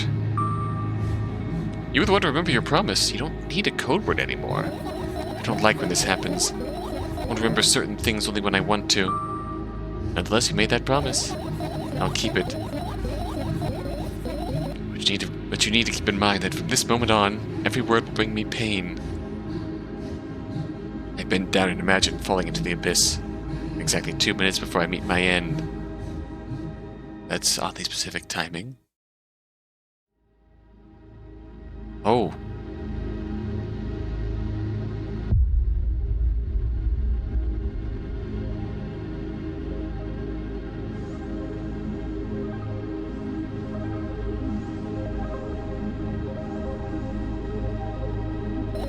I had a friend online, my best friend. Even though the combination of letters he used instead of his name wasn't that cool. Well, the combination of pixels he had instead of his photo was also boring and unattractive. This is so strange and wrong. Breaking the rules of being online. Why was he doing that? Maybe his code was a few lines short. I don't quite get what you mean. You could tell me about those rules. You can't find them anywhere, but I'm smart, so I figured them out myself. Although, I'm not sure if I should divulge them. Why? When I try to say what I think out loud, I tend to make mistakes. Make just a single one. Everything that comes after contradicts my thoughts. I end up with the opposite position. I don't want that. According to that logic, it'd be better for you to keep your mouth shut forever. Yeah, that's my dream. Keep my mouth shut, never get up from bed, never see or hear anything. Just dream on and on. Oh, why is everything so terrible? Don't get distracted. So what was that about your friend? My friend? Yeah. He was brazen enough to... Come on, gather your thoughts. He somehow made me believe that he was real.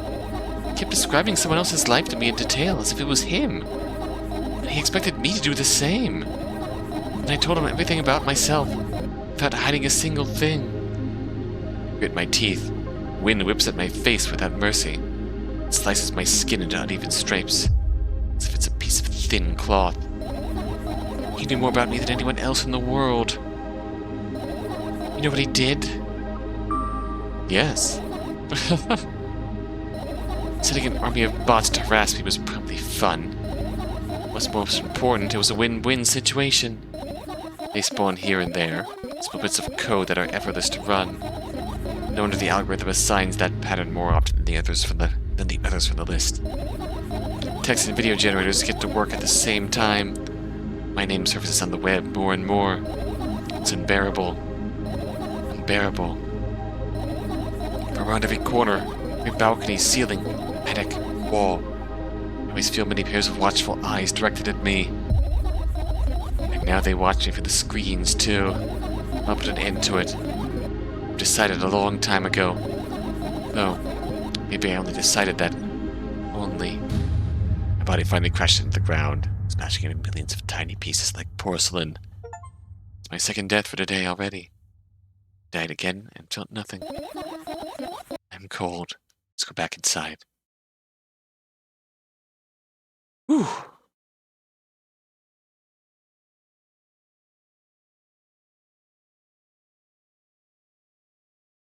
Returned to my room. Thankfully, it hasn't changed one bit since during the minutes I was outside. Without a second thought, I go toward my laptop and yank the power cable from the outlet. That's it. That's it. That's it. What are you gonna do? What's with this silly question? I'm going to sleep, of course. And that tomorrow will only come after a year or a decade. And yet? Time's running short. I'll take another pill. After tomorrow, and never ever. That's goodbye then? Bedtime story?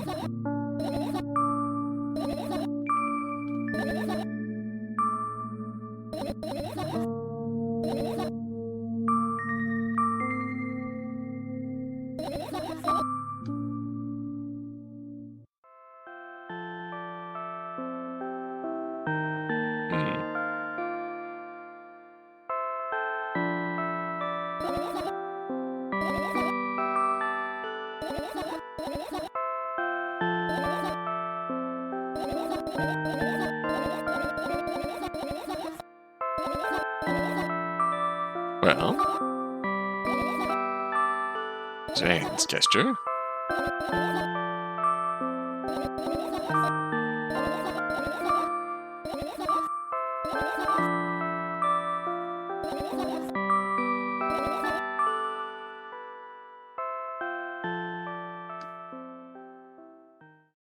Answer here. Oh no. If we answer there that this is weird, we get the first death.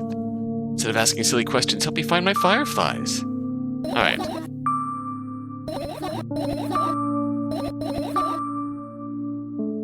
Are you trying to come up with a reason right now? Who, me? No, of course not. You forgot to put up your mind block. I can see through you. Rude. Alright then. Don't move an inch? Yeah. My oh my. Now we are pointing to the adventure character.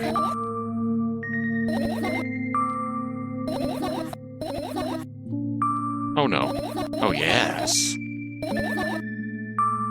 It's a handful. It's teasing you. Let's begin already. Firefly? Hey. What? Look down. Wowie. Wowie. Big wowie moment.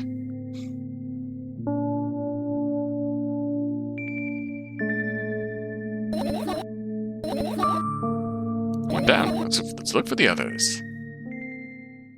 Alright. Now we can... Now we, What's this? Oh, it's still not anything. Can't touch that. What can we do here?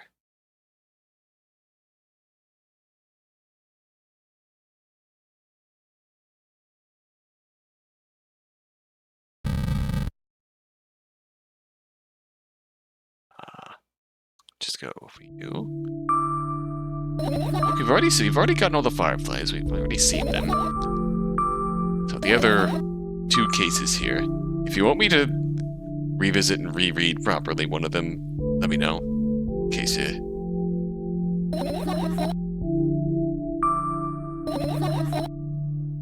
Got a firefly.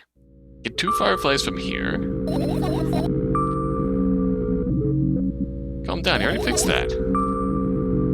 Things could have been much worse. Yeah. A deep sigh, coming closer and extend my hand. Wow, it's so warm.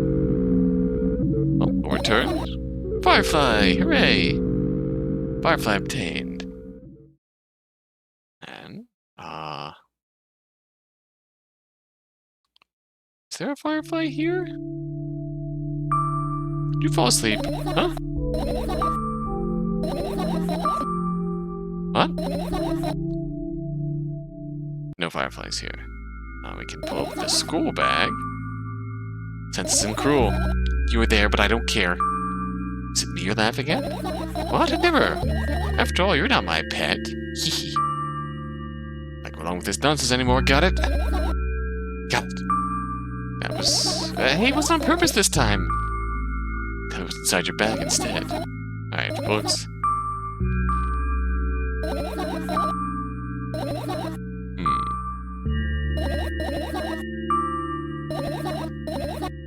Beds were also soft.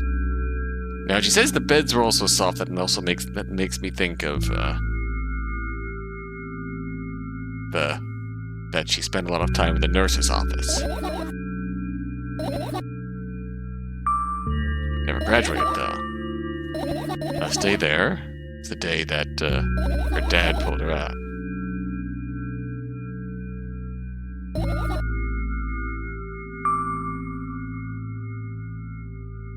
Happened then. And then again.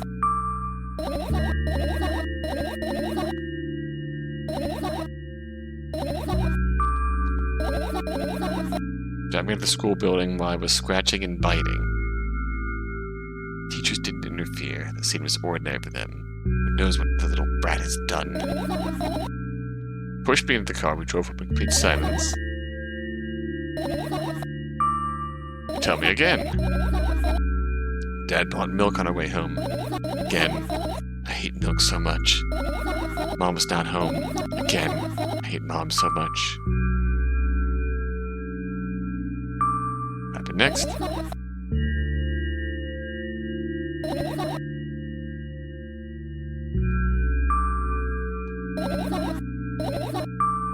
At your feet. Found a firefly.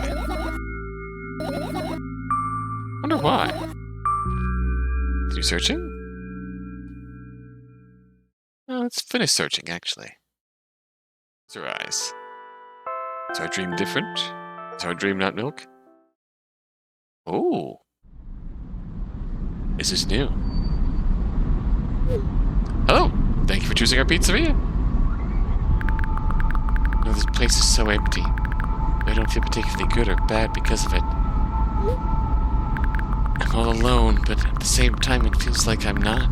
There's a lot of thoughts in my head. They always keep me entertained. I can create a whole world with them. I'm sure to be able to fill the void around me if I try hard enough. Although, no matter how much I think, my surroundings don't change. Yes, things happen in my head, but they never left its premises. And it's not like I tried to suppress them. They were afraid to come out.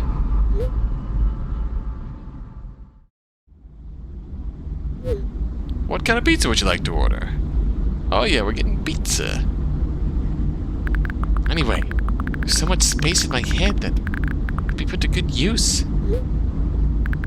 So every thought would make a senseless and merciless circle in my head, destined to go back to where it started. There should be an end somewhere. I can't wander around forever. What do you think?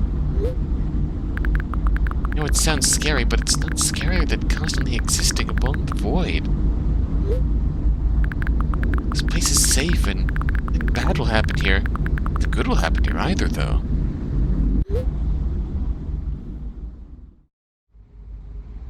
Running down the street? Please note that we have a special offer right now. 3 pizzas for the price of 2. Hell yeah, what kind of pizza do you want? Yeah, there's probably nothing good in having the same thoughts over and over. What's the point of having them anyway?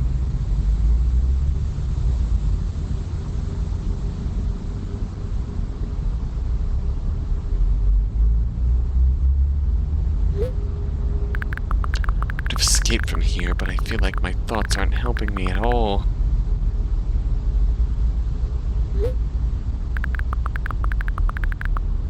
They should be ashamed. Probably. It's nobody's fault that I can't even see a door here. Would have had it easier with one. I tried to find it. It turned out to be a waste of time. No matter where I look, it's not looking good. Pun not intended. That strips me the last bit of hope for salvation.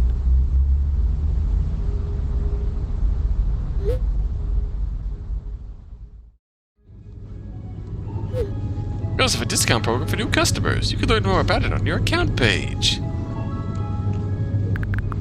Don't you think that me being here is also a waste of time? What's the point in that? I can just keep on thinking. Even then, my thoughts are as meaningless and empty as everything else. Does it mean that I'm not filling the void, but I'm a part of it? Then why should I feel anything? Why should I know that I exist? Although I'm not even sure about that. This place is always neither warm nor cold. It's neutral. At the same time, if I think about warmth, I feel warm. Maybe this world corresponds to my thoughts. I wouldn't want to admit that I'm completely empty. Not the reason everything has disappeared, right? Can I just adapt and get used to having nothing around me since I can't do anything about it?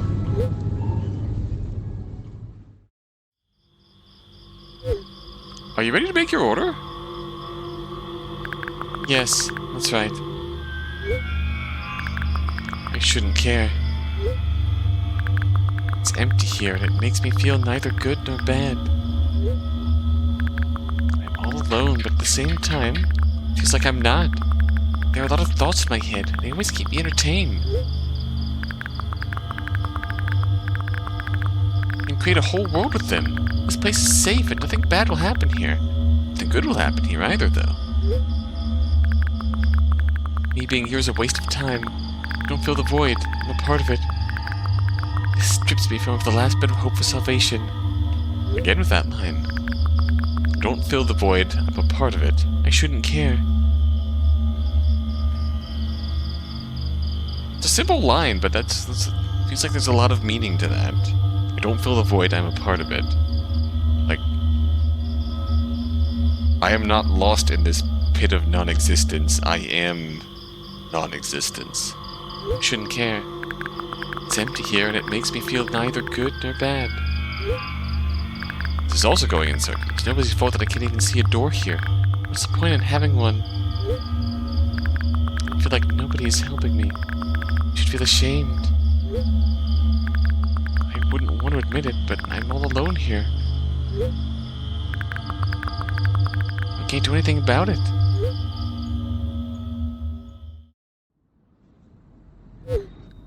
Please don't, I have a special offer right now. 4 pizzas for the price of 2. We will give you 10 pizzas for the price of 2. Just... I don't care that this place is empty, you hear? I feel neither good nor bad. I'm alone. My head is full of thoughts. They eclipse the world around me.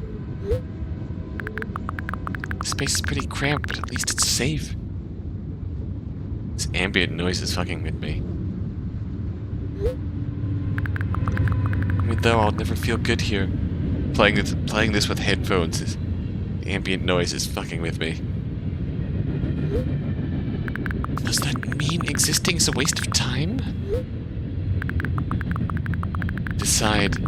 My thoughts will help me. They'll lead me to the exit, and I'll be able to feel proud of myself. Be able to save myself. At the same time, I don't really care anymore. This place is empty, but it makes me feel neither good nor bad. I'm alone. My head is full of thoughts. A whole world, one might say. If I try hard enough, I'll be able to fill all the void around me. Still, no matter how much I keep thinking, my surroundings don't change.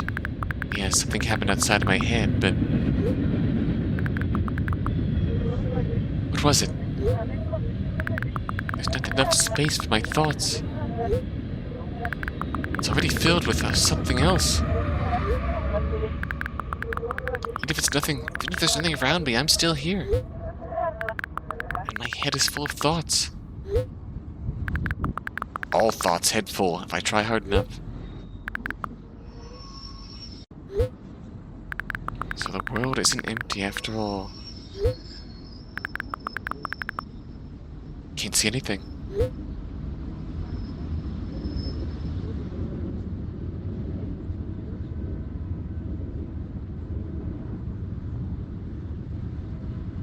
Train crossing.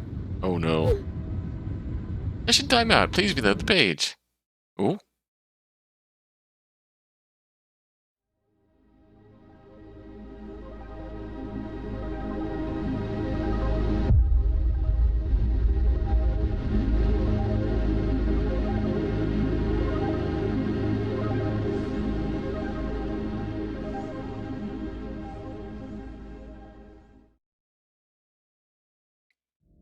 When you don't have anyone else to vent these messy and muddled feelings to, so you subscribe to a pizza ordering text service just to be able to vent.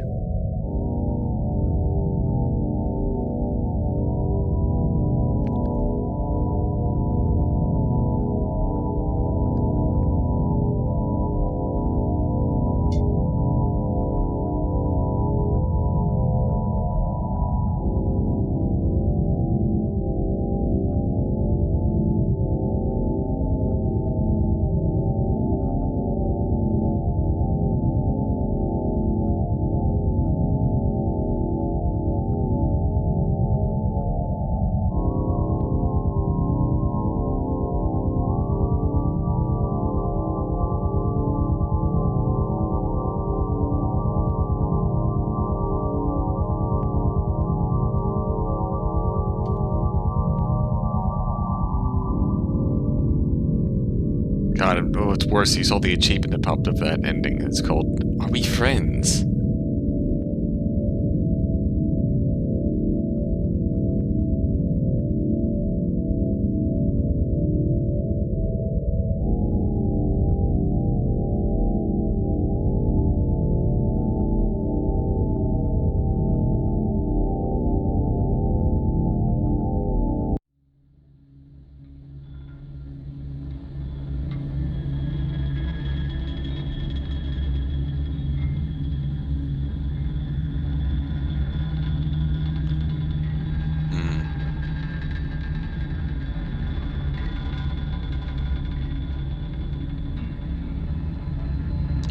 Alright, let us continue then. Alright. What can we do differently?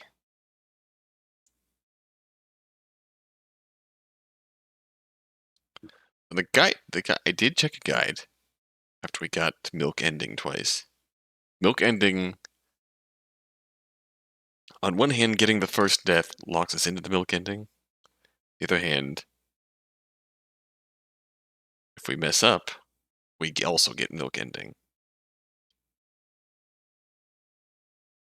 So milk ending is kind of like the default.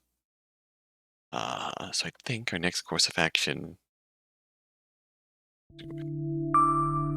get a normal ending with all of our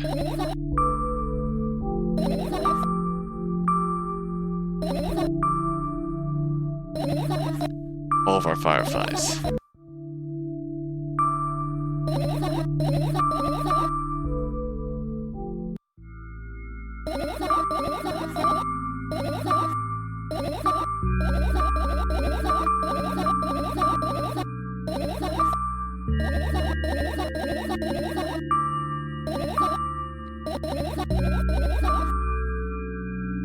Guess that day has absolutely no special meaning for you. I told you it was just a normal day.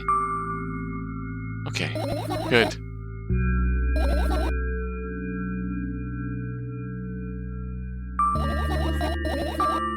Your feet, there it is. I obtained. This one is sad. Memories of school. Sad. Get the bills.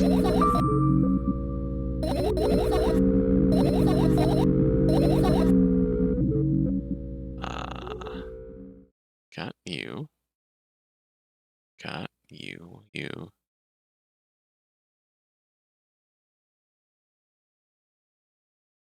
Right, sketchbook. Sketchbook's the other one.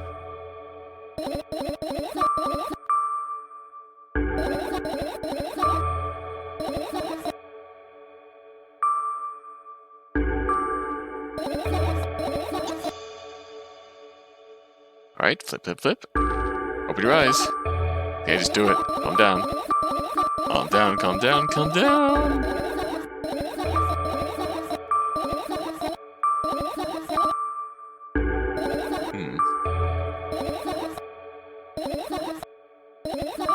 Okay. Alright.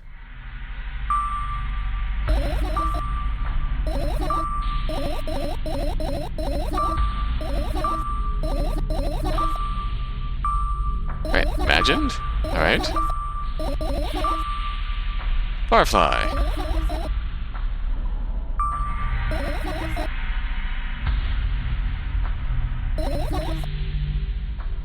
I think let's just end. More fireflies, I guess. Everything is fine. Oh. Another terrible morning. Oh, why is my face always so stupid? Wonder what the others at school would think. It's not that I care too much. I just don't want to be branded a loser on my first day. Cheer up, there's nothing wrong with looking different. It's not what defines you after all. Hey, hurry up. Yes, Mom. Have a good day at school. Oh. Why the long face? Another terrible morning. Oh, why is my face always so stupid? I wonder what the others at school will think. Well, it's not like that. It's not that I care too much. I just don't want to be branded a loser on my first day. Cheer up, there's nothing wrong with looking different. Not what defines you after all. Hey, hurry up. Yes, Mom? Oh! Oh, another terrible morning. Ooh. Why's my face always so stupid? I wonder what the others at school will think.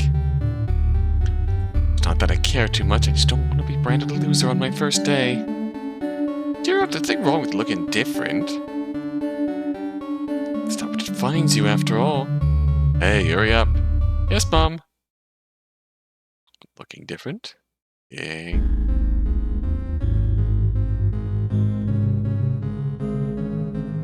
Everything is fine. Oh, a terrible morning. This is what. Oh, his music's so cute though. This is what I imagine. This is what I envision for myself when I say no thoughts, head empty. This is exactly what I envision.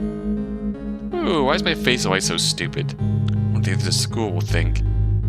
Not that I care too much, I just don't want to be branded a loser on my first day. Cheer up, there's nothing wrong with looking different. Not what defines you after all. Hey, hurry up. Yes, Mom. It's just the feeling.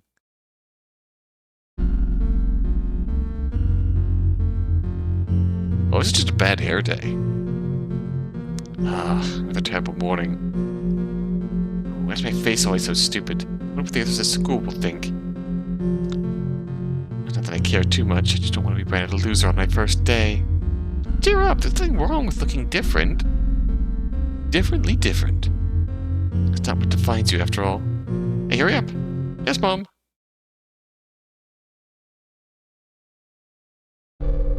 Oh.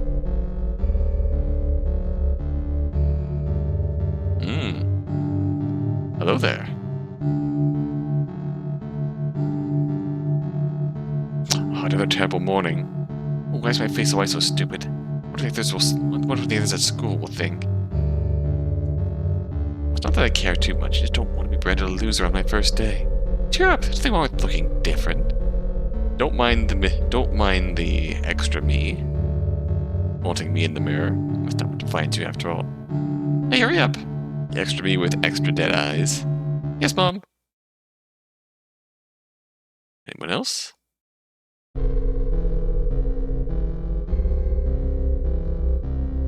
Ah, another terrible morning. Ooh, why is my face always so stupid? Wonder what the others at school will think. Oh, this is just the Looney Tune. This is just the old classic Looney Tunes $ eyeball slot effect. Ooga. That's the like in.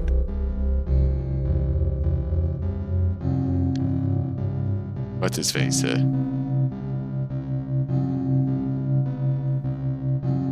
Again, Tom and Jerry. Tom stares at a cartoon female cat with big bazongahongas and goes awooga. His eyelids go down. It's pushing. Ooh, hold on. Yow. Well, it's not that I care too much. I just don't want to be branded a loser on my first day. Cheer up. There's nothing wrong with looking different. That's not what defines you after all. Cartoon wolf effect. Yes. Hey, hurry up. Yes, Mom. Okay. Anything else? What else is gonna happen? Another terrible morning. Your face is spider. Ooh, why is my face always so stupid? I wonder what the others at school will think. You know, it's not that I care too much, I just don't want to be branded a loser on my first day.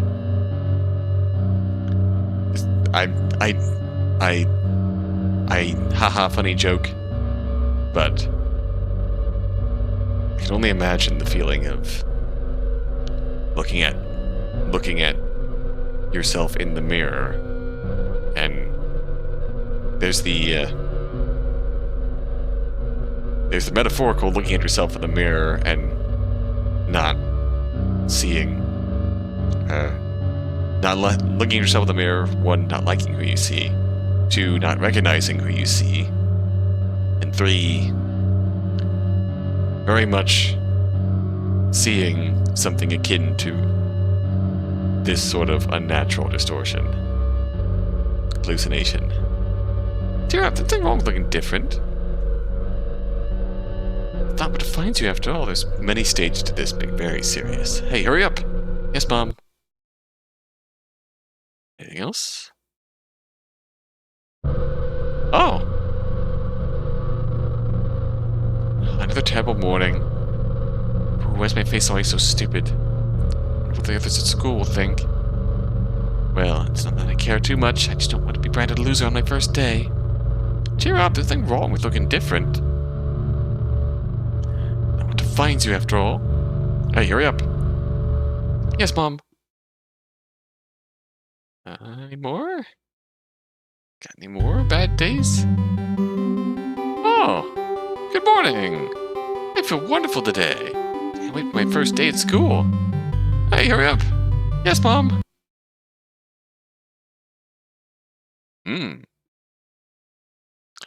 What? What?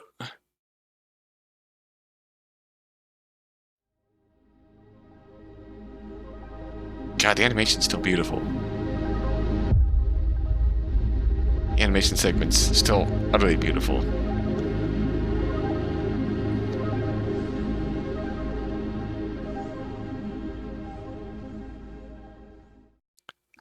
There's still utterly a point at the end to that stinger of just no face and suddenly no reaction to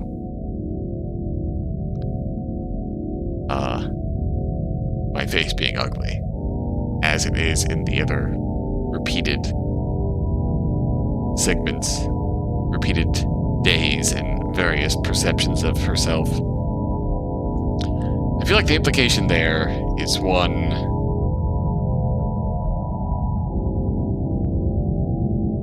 side effect of medicine, means that those features blur, so we no longer fixate on that, see ourselves in that way, so we can look at ourselves in the mirror despite not seeing anything, which is a sign that possibly a sign that we are then I'm stumbling over that thought. Apologies. Then the last stinger at the end. When you look at that close, I was only looking at the mirror. The implication there that her just head was completely reversed. That's the implication. If I had to theory craft, I'd say years of going unmedicated, then finally on medicine, the effects fade, but also facial features fade, and then beyond that, things go wrong. She sees the death of her dad, and the last stinger is things going undoubtedly south after that fact. I can only imagine. Alright. What can we do here?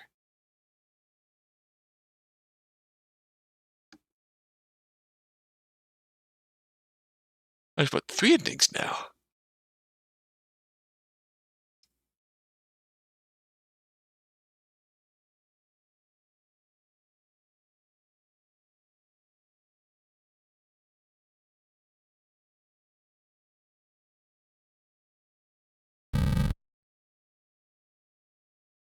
I wonder.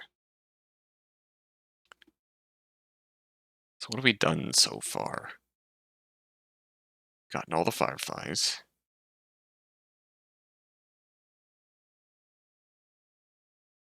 We've gotten maybe the phone maybe triggered that? Let's start going through here. What we could do is try not getting all the fireflies, and see if that changes now that we haven't gotten the first death. First death locks us into milk. That's 2.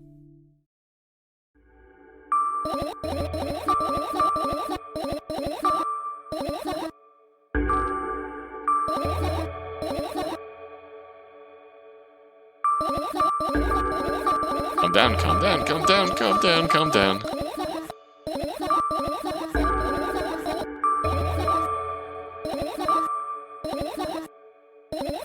Firefly. Okay. Let's finish. In this case, there's a lot of just me forcing my way through different matters. Oh, I look down.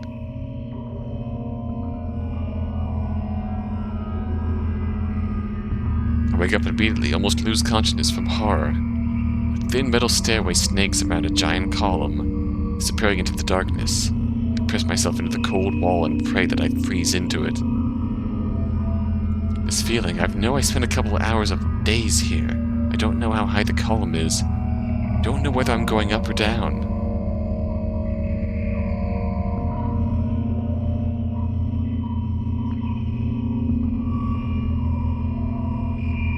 There we are. Pressed against the wall. 1 billion pounds of concrete and 1 million miles of emptiness. It's impossible to stay sane when you're near cosmic numbers like that. Looking at them, touching them, even thinking of them makes me feel unimaginable horror. It's just a matter of time before my short term here will end. My mind will melt, my body will turn to dust. Wall's coarse surface scratches my face. The steps under my feet hum from the wind, eager to escape the concrete's clutches and dive into the abyss along with me. But I'll stay here. I'll stay here without going anywhere. Won't even open my mouth. Every word will be swallowed up by the abyss. I won't take another single step. Why would I? Find out where the stairway abruptly ends? It's all meaningless.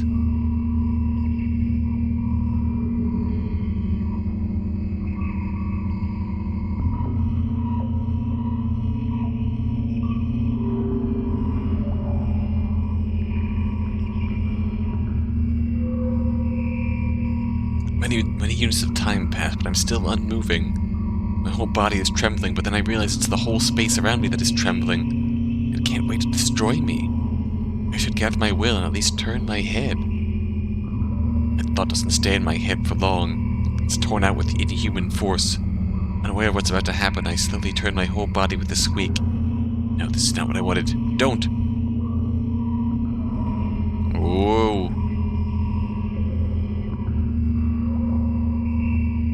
Amongst the silence sings a lonely colossus, unmoving. Until the music stops, the bridge across the dark abyss cannot be seen.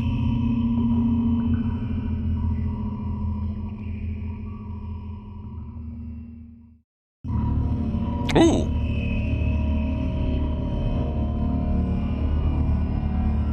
Oppressive, thick, sticky air drives itself into my ears, silencing my thoughts with a haphazard string of words while I watch the scene before me unfold. Hundreds of giant concrete structures, just like mine, spread in tidy rows, endlessly in all directions. Stairways wrap around them like vines.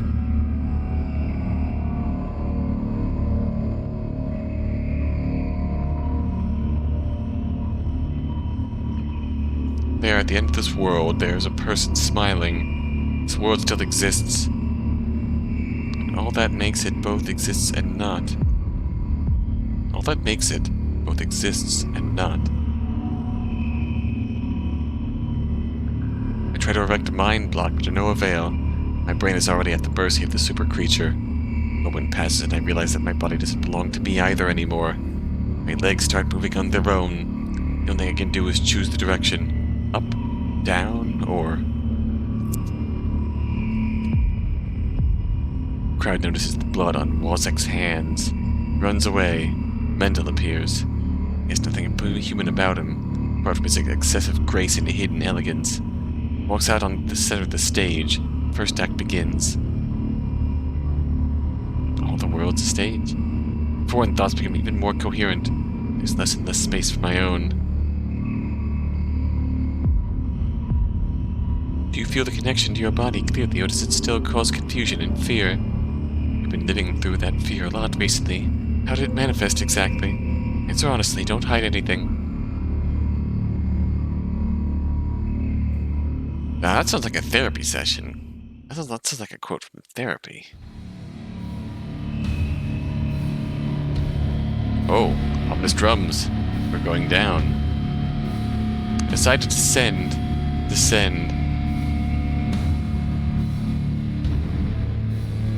You can have a sneaking suspicion that something is wrong, as your path has changed. Maybe you started talking in a wrong way or made some sort of mistake. If so, start getting used to your new life. Try creating imagery that would instill the feeling that everything is as it should be. With time, it will create a new order inside you.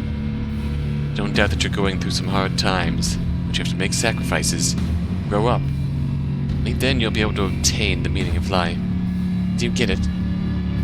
Try that if you find it important. Every passing day is a precious gift.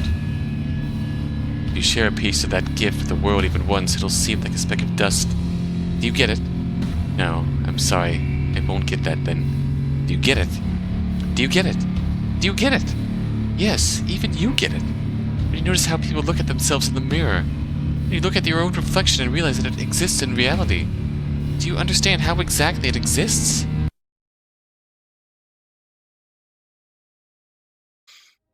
Oh, okay. That's a difficult one to parse. That's a difficult one to parse. It's too late at night for me to parse it accurately.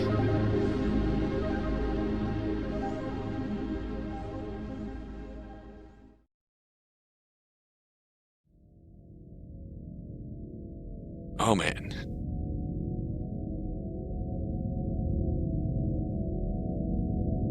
Sorry, this is me feeling the late hour, having a long day. I'm starting to feel the late hours. The EBDBs. We have one more ending to go.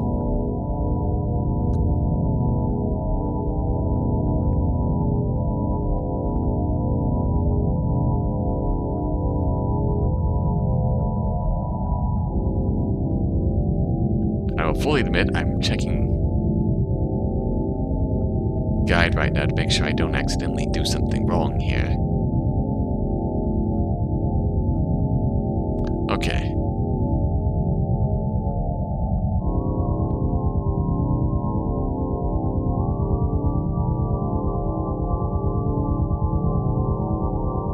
We have 9 out of 10 achievements.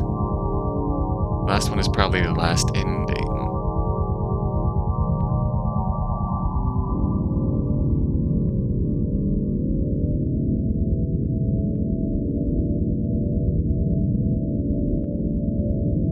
Okay. So the first death locks us into the milk ending. The second death is largely irrelevant. If I'm reading this guide right.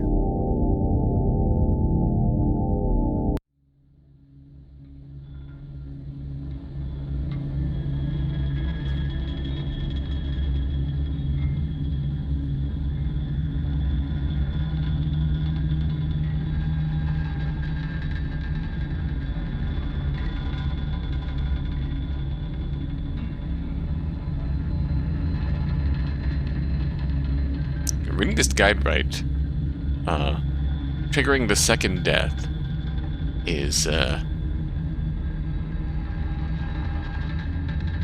does not preclude us from any other endings, but it is a requirement for this last ending. And we're gonna go outside for the second death.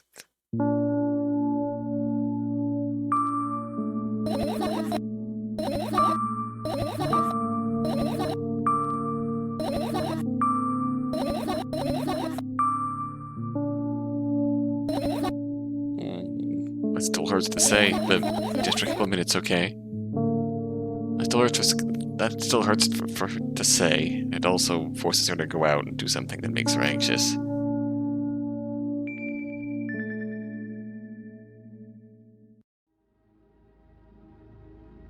This is also an absolutely breathtaking scene. This panopticon as apartment building. My apartment building looks like a bottomless cooking pot, but instead of soot, there's hundreds of concrete metal blocks on its walls. There are lights in the windows. There are muffled voices coming from the inside. The howling wind spirals up and splits into hundreds of independent streams. It's like it wants to be heard by every person living here. It feels so lonely living in endless silence. Our building is pretty weird, isn't it? It really is, ain't it? See the horizon from my window before, and the building grew for miles in both directions, because at some point it circled around and closed in on itself. Is it not actually this panopticon? And is it just grown bigger? Maybe it's horseshoe-shaped, and looking up at it, it seems to be just blend together.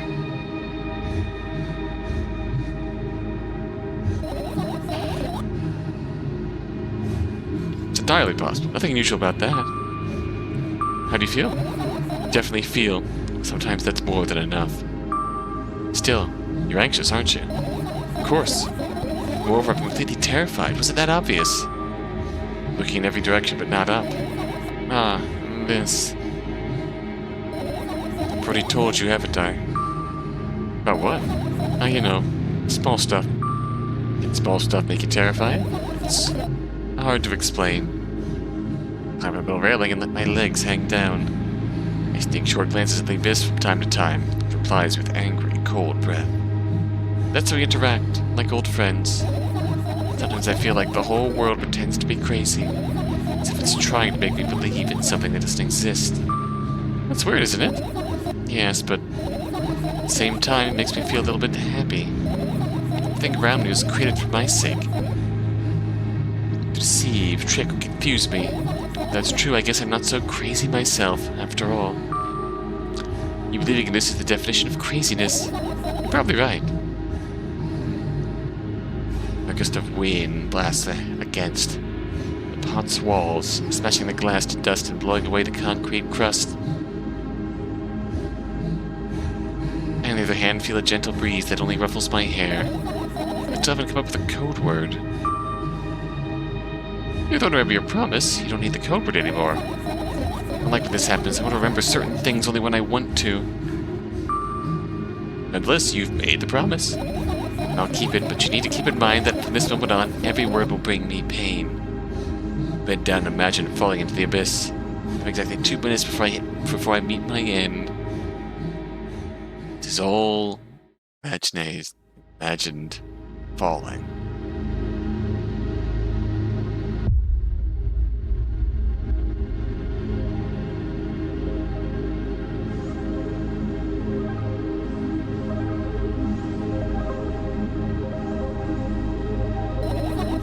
I had a friend online, my best friend.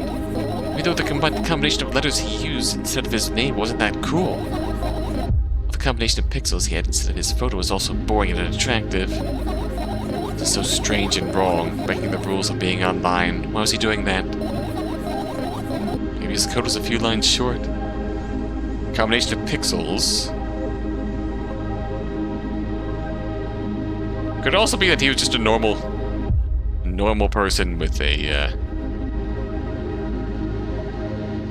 odd icon and an unusual username instead of a normal sounding name, who befriended her. I don't quite get what you mean. I can tell you about those rules. Can't find them anywhere, but I'm smart, so I figured them out myself. Ah yes, the internet rules. Although, I'm not sure if I should divulge them. Why? When I try to say what I think out loud, I tend to make mistakes. Make just a single one. Everything that comes after contradicts my thoughts. End up with the opposite position. I don't remember that line the first time, but that's a relatable mood. Don't want that. According to that logic, it'd be better for you to keep your mouth shut forever. Yeah, that's my dream. Keep my mouth shut, never get up from bed, never see or hear anything. Just dream on and on. Why is everything so terrible? Get distracted. So what's that about your friend? My friend? Yeah. He was brazen enough to... Come on, gather your thoughts. He somehow made me believe that he was real. He kept describing someone else's life to me in detail as if it was him. He expected me to do the same. And I told him everything about myself, without hiding a single thing. Grit my teeth. The wind whips my face without mercy. It slices my skin into uneven stripes, as if it's a piece of thin cloth. He knew more about me than anyone else in the world. You know what he did? Yes. Sending an army of bots to harass me was probably fun. What's more important, it was a win-win situation. They spawned here and there, some bits of code that are effortless to run. No longer the algorithm assigns that pattern more often than the others on the list. God, I can't believe she met Futa Milgram. Text and video generators get to work at the same time. My name surfaces on the web more and more. It's unbearable. Unbearable. Around every corner, every balcony, ceiling, attic, wall, I always feel many pairs of watchful eyes directed at me. Now they watch me for the screens, too. I'll put an end to it. I decided a long time ago. But maybe I've decided... Maybe I only decided that only my body finally crashes into the ground, smashing into millions of tiny pieces like porcelain. I'm cold. Let's go back inside.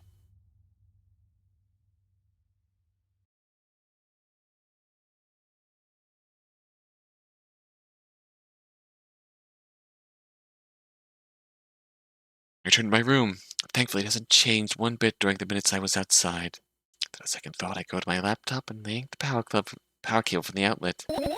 That's it. That's it. That's it. You? Go to sleep.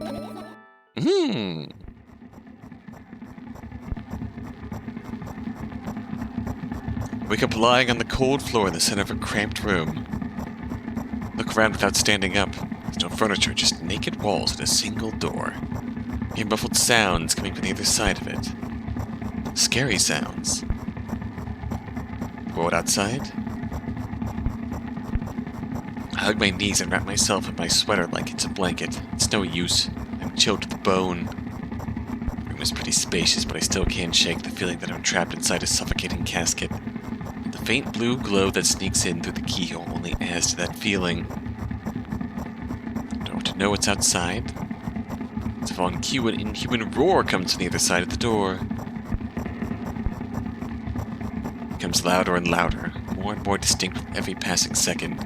Somebody or something is getting closer. I curl into a ball, trying to take up as little space as possible.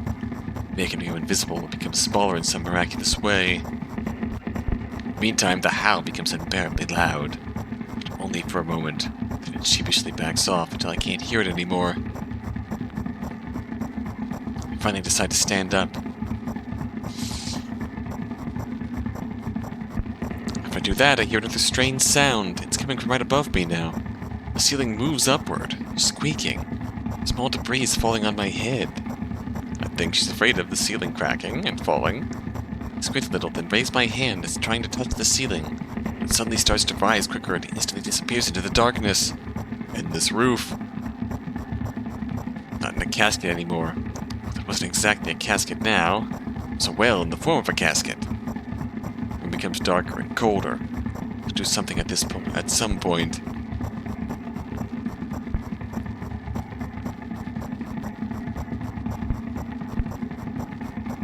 Hours pass. I frantically run from one wall to another, delirious. Walls run away from me, making the already spacious room even bigger. At the end, I stand amidst the endless darkness, like the doors watch me with its eye. I kept purposely avoiding it, but sometimes hear horrifying rustles and howls on the outside. The fear of what's out there, the safety of having your four walls and everything inside firmly under your control, when that starts to expand, you start losing control over it. That loss of control over your situation is understandably unsettling. However, now I don't even have a choice anymore. I slowly come up to the door and reach out toward it. As expected, the door also moves away from me. I continue moving forward with my hand stretched out. I don't want to lose the only source of light in this pitch-black darkness. At some point, I get tired of sneaking up on the door. There's some wild animal, so I lunge at it, trying to grab the handle. However, last moment the door whizzes away and I fall to the cold floor. I'm unable to keep my balance. It hurts.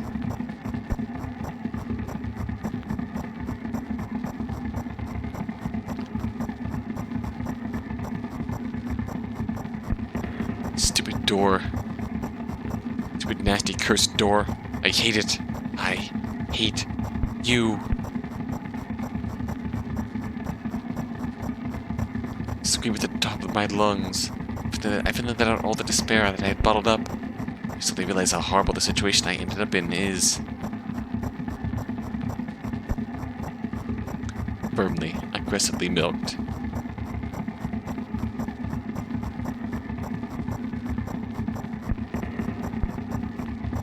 No. Don't stop screaming for a moment because I'm scared to end up in complete silence. If the reality around me disappears, my twisted imagination will take over. The realest thing I have right now is my voice. Hey, I can hear you. A voice coming from the other side of the door. I'm here, come closer. I scream thrice as hard as before. I scream until my throat hurts, until my ears start buzzing. My biggest wish right now is to keep in touch with that person, whoever they are. Hey, where are you? Running? I rush toward the door, stumbling on the way. Keep running for a minute, or 10 minutes, but the door isn't even an inch closer.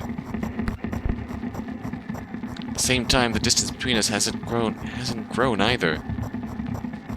Which means I match it in speed.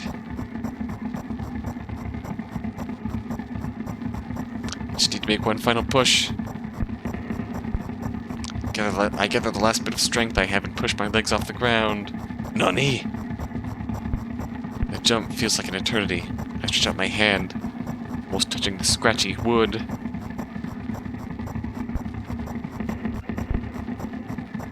I dive face first onto the ground with ridiculous speed. I slide at least 30 more feet like that thanks to the inertia, leaving behind a bloody trail. Ow!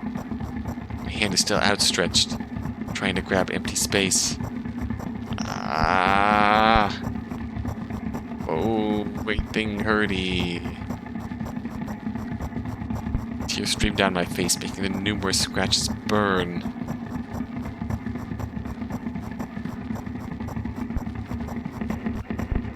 Everything hurty.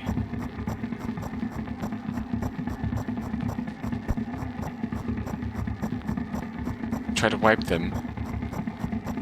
I scream and yank my hand away the moment I touch my face. My lips and nose are now a mushy mess. Somebody help. The other side of the door is completely silent. Silence reigns for an excruciatingly long time.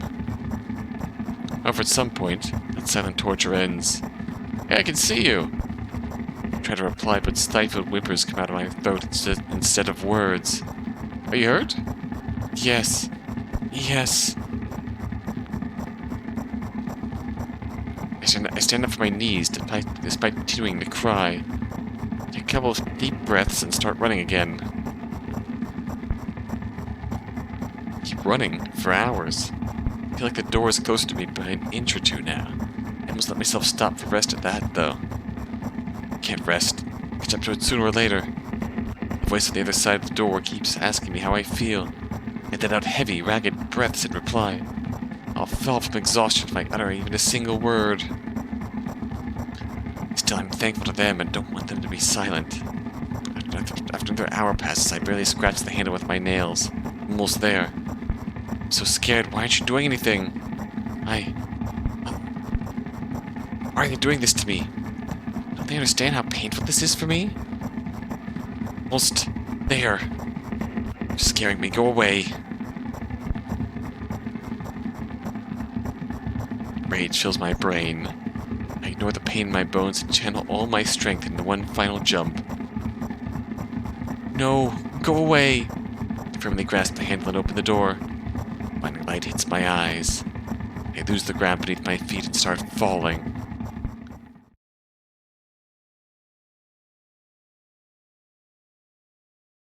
Oh, still going.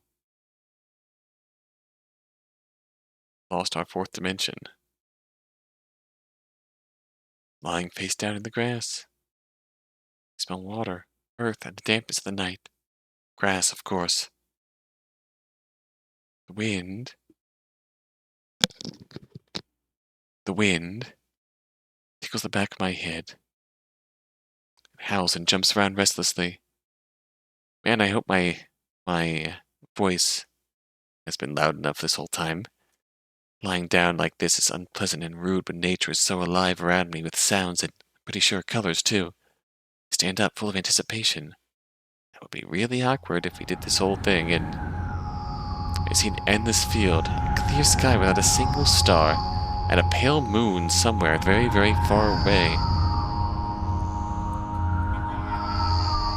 I shake my head and try to focus my eyes on anything, but to no avail.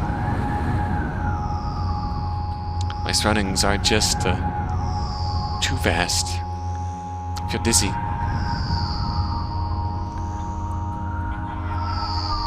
Bam! I'm lying in the thick, wet grass again, but this time I'm looking at the darkness of a night sky instead of just darkness. Is there any real difference, though? Wind howls. It's clearly upset, but what can I do about it? I hear an indiscernible echo coming from far away. A wolf or something else. It doesn't even matter. Because nobody else is. Ooh. The echo draws closer and closer. At some point I realize that it's not a wolf. I jump up and start turning my head in panic. Where's that sound coming from? I haven't said that out loud, but I got an instant reply. Ooh. Yeah, I can hear you. Voice runs across the field, mixing with the rustle of the grass and the howls of the wind. Feels like it's about to get absorbed by them, but... Ooh. Hey, where are you? Ooh. Can't understand where I should run to. And if I should run at all. Somebody clearly wants me to find and help them. Maybe they're hurt. The grass tickles my heels while I drag my feet in the direction where I think the sound is coming from. It's just that there's not a single tree or stone around. Only an endlessly wide field. I hear a resounding, painful scream. I shut my eyes and cover my ears. I suddenly feel scared. The screams turn into a cry. I carefully raise my head, still scared to death.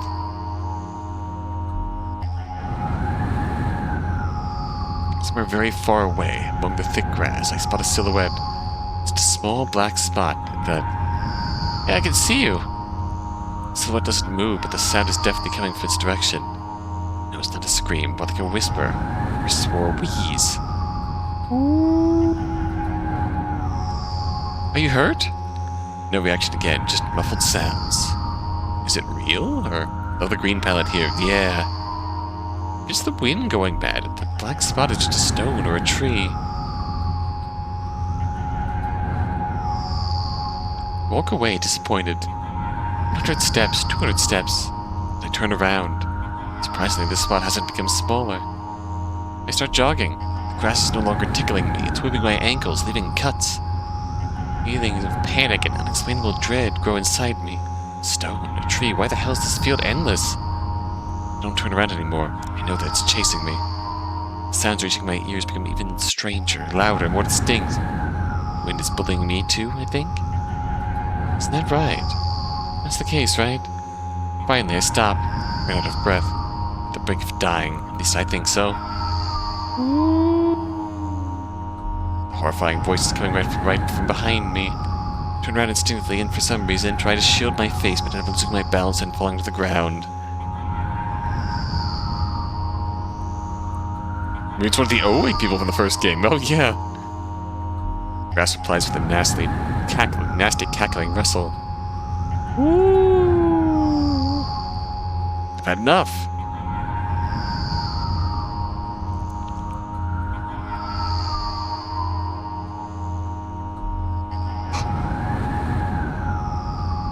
I spring up. Silhouette is still there. At the same distance as before. It's this CG with Nupchan and the moon. Why does it make me feel like she's about to get into a boss fight in like a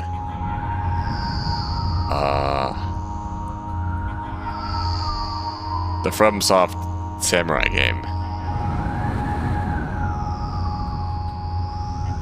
It's not Ghost of Tsushima. It's the other samurai, AAA samurai game.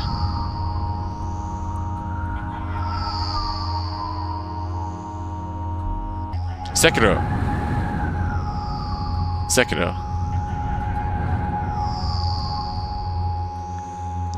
Same distance as before.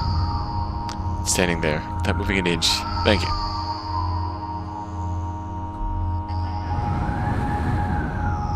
I'm scared here, you know. Why don't you do anything?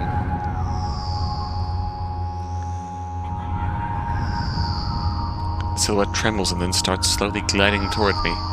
All by new sounds, wheezes, moans. Fear shackles me. I can only stand and watch the approaching black spot. Lips are parched. I speak in a voice I don't recognize. You're scaring me. Go away.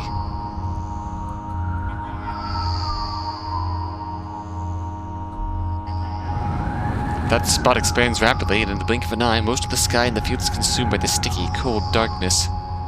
Paralysis finally lets my body go, and I immediately sprint away.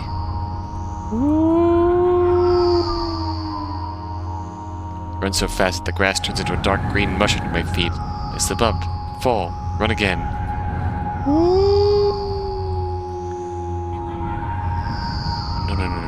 No.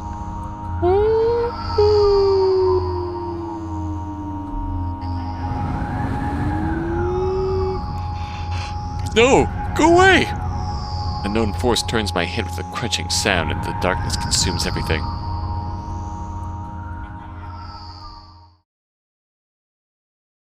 Wake up at the cold floor, center of our cramped room. Look around without standing up. There's no furniture, just naked walls.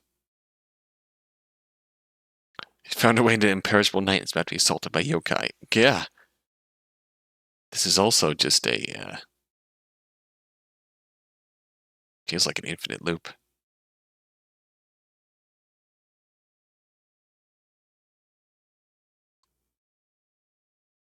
It's right back where she started.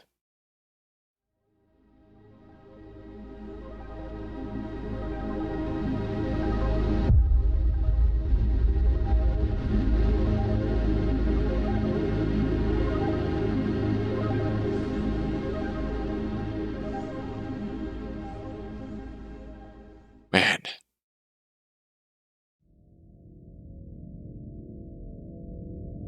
Oh, big man. Whew. We made it.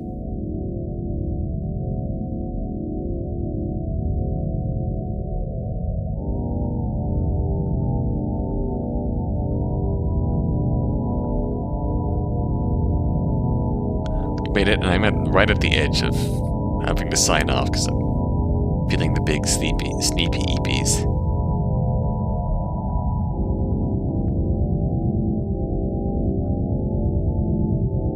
So we made it through here.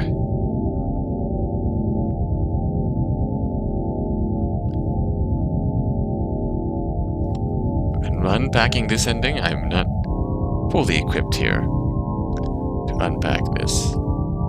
But based on the requirements,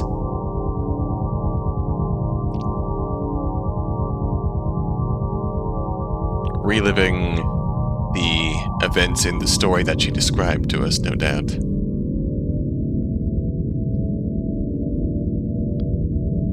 Of online friend getting close, uncomfortably close, and then either betray. Either we take the betrayal and botness and is outright literal, where online friend betrayed her, turned on her, and sicked bots on her to, like, harass her and whatnot. Hence her desire to unplug the computer in and of itself at the end. Or it's a matter of,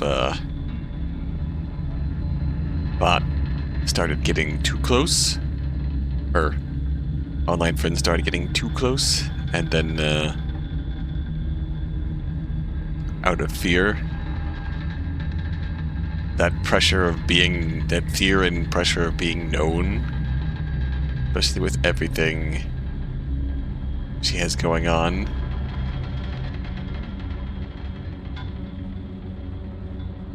It's highly abstract and difficult to interpret, but it's a total masterpiece.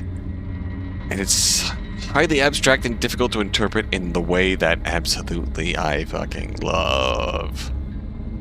I love stuff that's open for interpretation and the light like this.